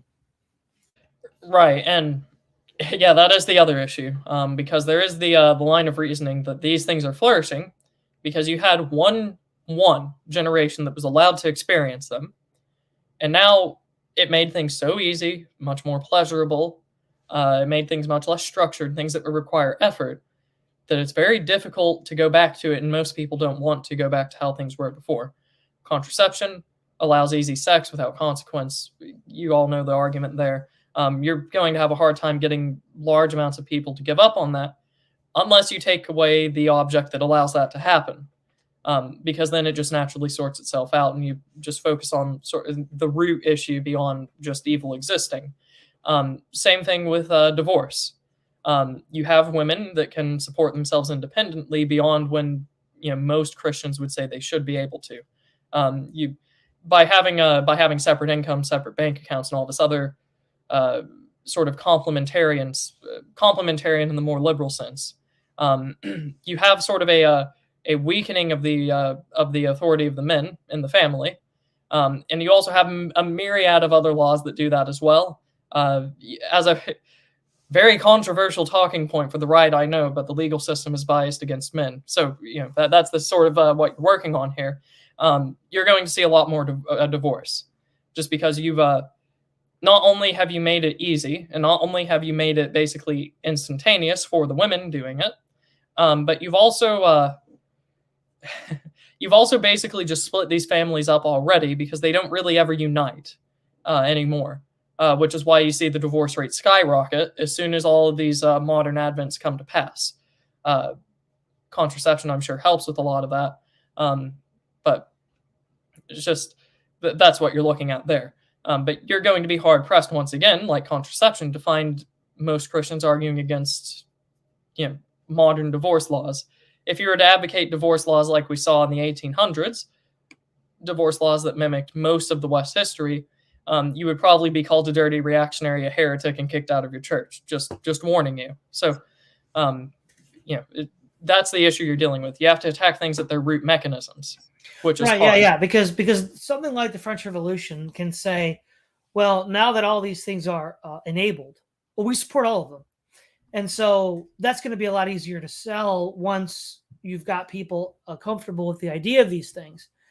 And then they're going to be like, well, if I can do it, why can't I? Like, why are you, Mr. Mean Christian, telling me that I can't do this when, clearly there's not much cost to doing it, given the way we've set. Now, they don't know it's because we've set things up. Society's been set up a certain way to enable that.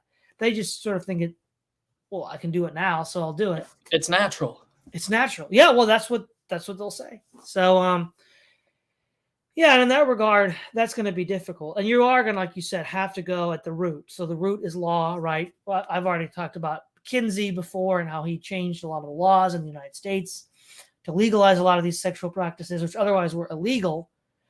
But it's not just enough to legalize them. You have to also be able to engage in them with minimal health risks, which is why we have antibiotics, why we have all these other family planning devices, which allow for that. And unless you can limit the access or eliminate the access entirely, it's going to be very difficult to sell to get around that.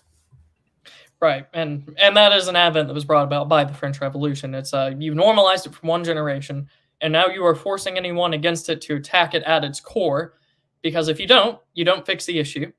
And whenever you do that, you have a very, very difficult rhetorical challenge, because now you have to tell people this thing that that you really, really like and have grown accustomed to, actually you shouldn't be doing it, and we're going to completely restrict access. Very difficult to work on a rhetorical scale, which is also why in the modern era, perhaps not in the classical era, democracy is their game. It's not just necessarily rigging and all this other stuff to keep certain elites in power. It is literally just their game. Any system that looks democratic or is in essence democratic, not even on the political level, churches and all these other things that are centralized and democratic in nature, are going to get subverted, because this is just the game. You can appeal to more people by telling them, we're going to eliminate these uncomfortable standards. We're not going to tell you what benefits they gave you, because that would make us lose this argument. But we're going to eliminate those uncomfortable standards because they're bad. They restrict you. We believe in these ideals of freedom and equality. These standards eliminate all of that. So we're going to bring about this sort of glorious new future. So that, combined with centralization, which is most Western states today, most Western forms of organization, it basically just screws Christianity, just because that's the first and only thing that needs to be totally removed for complete subversion to happen. It's the first and only thing that needs to be removed for them to get their way. Yeah, exactly. And so that's just the reality about what we're going to have to go up against. And I just, so going back to this, where this all started, the quote, or the message from Nathan C.J. Hood, I just don't see these elites even being remotely amenable to our position. See, because ultimately what they want are dependents, right? And of course, Christians aren't, especially the way we're talking about it, aren't going to be dependents. I think the best way to look for a historical analog for the transgender movement is the court eunuch. They literally can't exist without the patronage system that they're involved in. And because they have no future, they're outside of that system, they're completely devoted to it. And so in much the same way that ancient empires surrounded themselves with eunuchs, the transgender movement is this sort of modern day eunuchism of the current system. And so I think that that's where we're going to be going. Right. And it's the perfect system, because you've got them voluntarily to just completely weaken and destroy themselves. What could they do? It's like, I wouldn't even liken it to the court eunuch. I would say it's more like the Greek slaves. You keep them intentionally weak and corrupted and destroyed, basically on the physical level, and they will just never be able to revolt against you. Sure. I meant that more in the sense of the castration element, but yeah. Oh, yeah.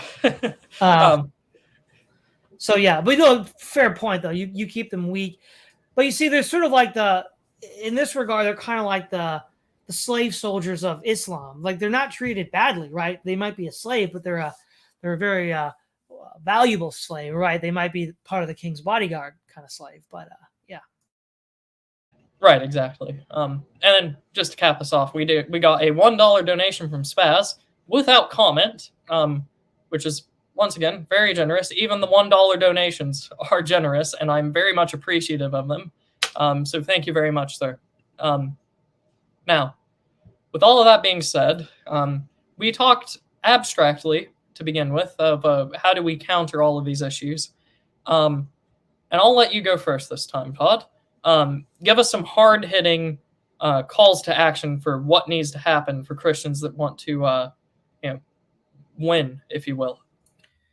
Right. Well, that's been something I've been talking about a lot lately on my channel. But what we need to do to win is let me just give a brief outline here of the meta problem. So if we look at Baudrillard's 4 views of the simulation, so level 1 simulation is an attempting to be an accurate reproduction of reality. Level 2 simulation is hiding what's there. Level 3 simulation is hiding what's not there. Simulacra, the 4th level of simulation, makes reference to no existing reality and is what he calls hyperreal, which means it points only to itself. Most all of us, because we grew up in this system of international global finance, are stuck in varying degrees of the simulation. And so the first step is to actually get out mentally, because a lot of our mental juxtapositions and understanding and concepts are in part contradictory, because in part they are the result of this sort of osmosis absorption of these different simulations, and they're all sort of amalgamated in our consciousness in a way that's not really rational, because we weren't reasoned into it. We were sort of absorbed it through the culture, through osmosis. So the first step is to get out of that. And you do that by reading real things. Now, as Christians, that means reading the Bible, obviously, but also means reading history, literature, and everything else like that. Because you have to be able to think in terms that were not given to you by these people. These people tell you how to think, they tell you how to act. So you need to think and act in a way that they're not telling you. But then you say, well, these real communities don't exist. So then how do we do that? Well, you read about those real communities because they were written about. And we know how they operated and what they believed and all of these things from what was written about them. So then read works that describe what these communities were like. So you could begin to imagine what such a life would look like. Because so many people, if they can't even conceive or imagine something, then they're not going to act for that as an end. They need to be able to believe that's possible. And in order to believe that that's possible, you need to go into history and literature and, of course, the Bible for a Christian element. The second thing you need to do then is, as much as possible, is get IRL people and start working and living together. Again, that's a lot easier said than done, but we really, really need to do that, because as long as we're stuck online, it really severely limits what we're able to do with each other. Now, you had mentioned the meetup at the Shieldings event in the United States. A lot of people went to. And one of the benefits of IRL meetups is that you treat each other with more respect, right? Most people came back and said none of the sort of tension and animosity that we find online was present in that meetup. Also, shifting incentives, because, ultimately, in one sense, economics is inescapable. We need to eat, we need to wear clothes. We need to consume certain things just to stay alive. But what we need to do is we need to shift our incentive structure so that when the time comes for you to be the kind of person that's being called on to do something, you have the correct, that thing that needs to be done might not be something that's financially rewarded, but if you have the correct set of incentives, say religious commitment or love of friends, then you'd be able to do that. You'd be, as a person, willing to do your part in the mission when it finally gets to your turn. And so that means, and again, we live in the modern American West. It's very difficult to think in terms of not getting paid in hard cash. But for a lot of the reasons we've already mentioned, necessity is moving us in another direction. So the ultimate goal is to get ahead of necessity. We see the trends, we see which way things are going. And as much as possible, you need to be the kind of person that's already ready to take advantage of the new realities before they appear. Right. And then that definitely look towards those things. And then sort of as like an immediate practicality, sort of like day by day things, I would suggest to people in this sphere, you know, number one, find out who is who. Determine who your friends are. Determine who is a real Christian, who isn't. Try to hold each other accountable as much as possible while online. Maybe that accountability can go somewhere towards cleaning up conduct. And then show preference to the people that you know are yours over others. So that's basic in-group philosophy there. But same thing applies to Christians. Christians that prefer Christians over everyone else will inevitably benefit each other over the other groups. So if this is something you are concerned about, just keep those basic things in mind and work towards what Todd has just outlined to you. And you can find solace in this fact because advocating that everyone just up and move to one central location to be around their own people is quite a big advocation. Most of the other political stuff that gets talked about online, there is ultimately something in the back of the minds of the people advocating that they never actually have to be the one to implement or do things. They always just throw an opinion out there. But as soon as Christians say, we need Christians, authentic, real Christians, to up and move somewhere to where they can just be together, that is a real and personal commitment that, it's terrifying. But the Christians aren't the only ones advocating it. So it's not like the Christians have gone off the rails. It's not like Todd and I have gone off the rails here. In fact, a lot of the other people on the right now have usually said something very similar. And I believe at the U.S. event, that was Charlemagne's discussion, was organizing in person where people need to live, the benefits of rural, suburban, and urban, and all the other stuff. So by all means, you can find other people thinking along these lines. I've had multiple friends that I've met here in these right-wing spheres that have just gone off to Homestead with their friends, which is a very productive and very practicing thing. They're actually practicing what they are telling you to do. But with all of that, do you have anything else to add before we start to wrap up, Todd? Well, no, the only thing that I'll say is that the important thing right now is once we realize what is coming and what is likely to come, we don't necessarily know in an immediate sense what each manifestation of these stages will look like. Each stage might be manifested differently to each of us based on our age, our location, the people we know.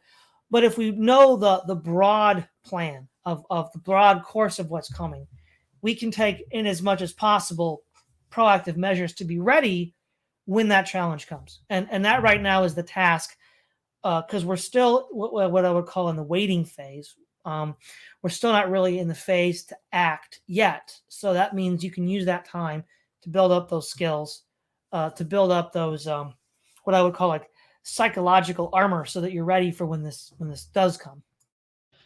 Fantastic. And so we will I'll let you shill, sort of advertise yourself once again, in case people miss the absolute beginning. Remind people who tell them who you are. And then I have saved one topic for the end to make sure that people don't just leave during that sort of self-advertisement section. And then I will be going to my church every year, first Saturday in December, puts on a Christmas market. So I will have to be driving and going to that, which is usually fun. Once upon a time, I organized the music for it, but this year in college especially has made that very difficult, especially considering it's in a different town. So what can I do? But anyways, Todd. Yeah, all right. Well, thank you again, Ryan Turnip Seed. I'm Todd Lewis of the Praise of Folly podcast. You can find me on my YouTube channel. You can find me on Twitter, Telegram, Facebook, and Locals. You can support me directly on Locals, on Buy Me a Coffee, and on Subscribestar. And Just to repeat the usual programming, Monday and Tuesdays, when I do my casual stream, is when I pretty much talk whatever I want to talk about. Wednesday is church history. Every other Friday, so yesterday I did a roundtable with Keith Preston and Dobson in terminal philosophy. And then Saturday, so later today at 4 o'clock, tune in everybody, is Escaping the Mold Bug Matrix. Alrighty, and that last topic that I said I would bring up, and usually these tend to be argumentative or provocative, but not this time, just because I don't really think there's much to argue or provoke about. We didn't really disagree on too terribly much, thankfully. Here is a question. I won't comment at the end of this, just to make sure that we do cut off, at a reasonable time. Just because of your exposure to church fathers, church histories, confessions, scripture itself, and obviously I should, in case anyone thinks that that I'm going to endorse what you say, because I don't even know what it is. In your view, is a schism from the modern sort of subverted churches necessary? Should people stay and fight? Should they stay until they're forced to leave? What method of action is the most moral, Todd? I think at this point, we are the history. Well, in a literal sense, it doesn't repeat itself in the sense that, like, Caesar won't cross the Rubicon again, Henry VIII won't confiscate church property again. There are certain patterns that rhyme, so it will see a pattern repeat itself. And I feel like that where we're at in the West is very much like where Luther was in 1517. The idea is that the Western churches are authoritarian, centralized, have been corrupted by wealth, teaching false doctrines, trying to, be on the good side of the political leadership. Now, again, I'm not going to get into the debate over whether Luther was left or kicked out, because I know as a Lutheran, you're going to say he was kicked out. But the point is, we're at a 1517 moment. And I think whether you want to or not, you're going to have to separate yourselves from these already established churches. Now, it's going to be much easier for us as Protestants to do it because we've already done it before, 500 years ago. It was done 500 years ago. And I think we're circling around back to something much like that, because I've looked at, efforts to try to save these institutions, these denominations, and they've all failed thus far. And the more that I look at this experiment, the more I look at what is going on, I just don't see that they can be saved, because they've, in a way that Paul says that a man can have a seared conscience, and then that person is more or less completely a foregone conclusion. These institutions, if you will, have had seared consciences, and there's just nothing to do with them at that point other than withdraw, disassociate. Alrighty, and with that, I hope everyone has enjoyed the show today. Mr. Todd Lewis's links are in the description, including his support, because he does do good work and he is a very knowledgeable person. Make sure to go and support him, watch his work. I have also included the links to donations for him in the description as well as his Find My Friends, which is Charlemagne's list of people that we would consider tightly or strictly in our sphere. So go check him out. I know that after I get done with my finals and my coursework, I will definitely be doing a binge watch of his content, just because, you don't find as many Protestants going over church fathers. There are some, definitely. But, usually when you've heard one, you've heard a lot of them.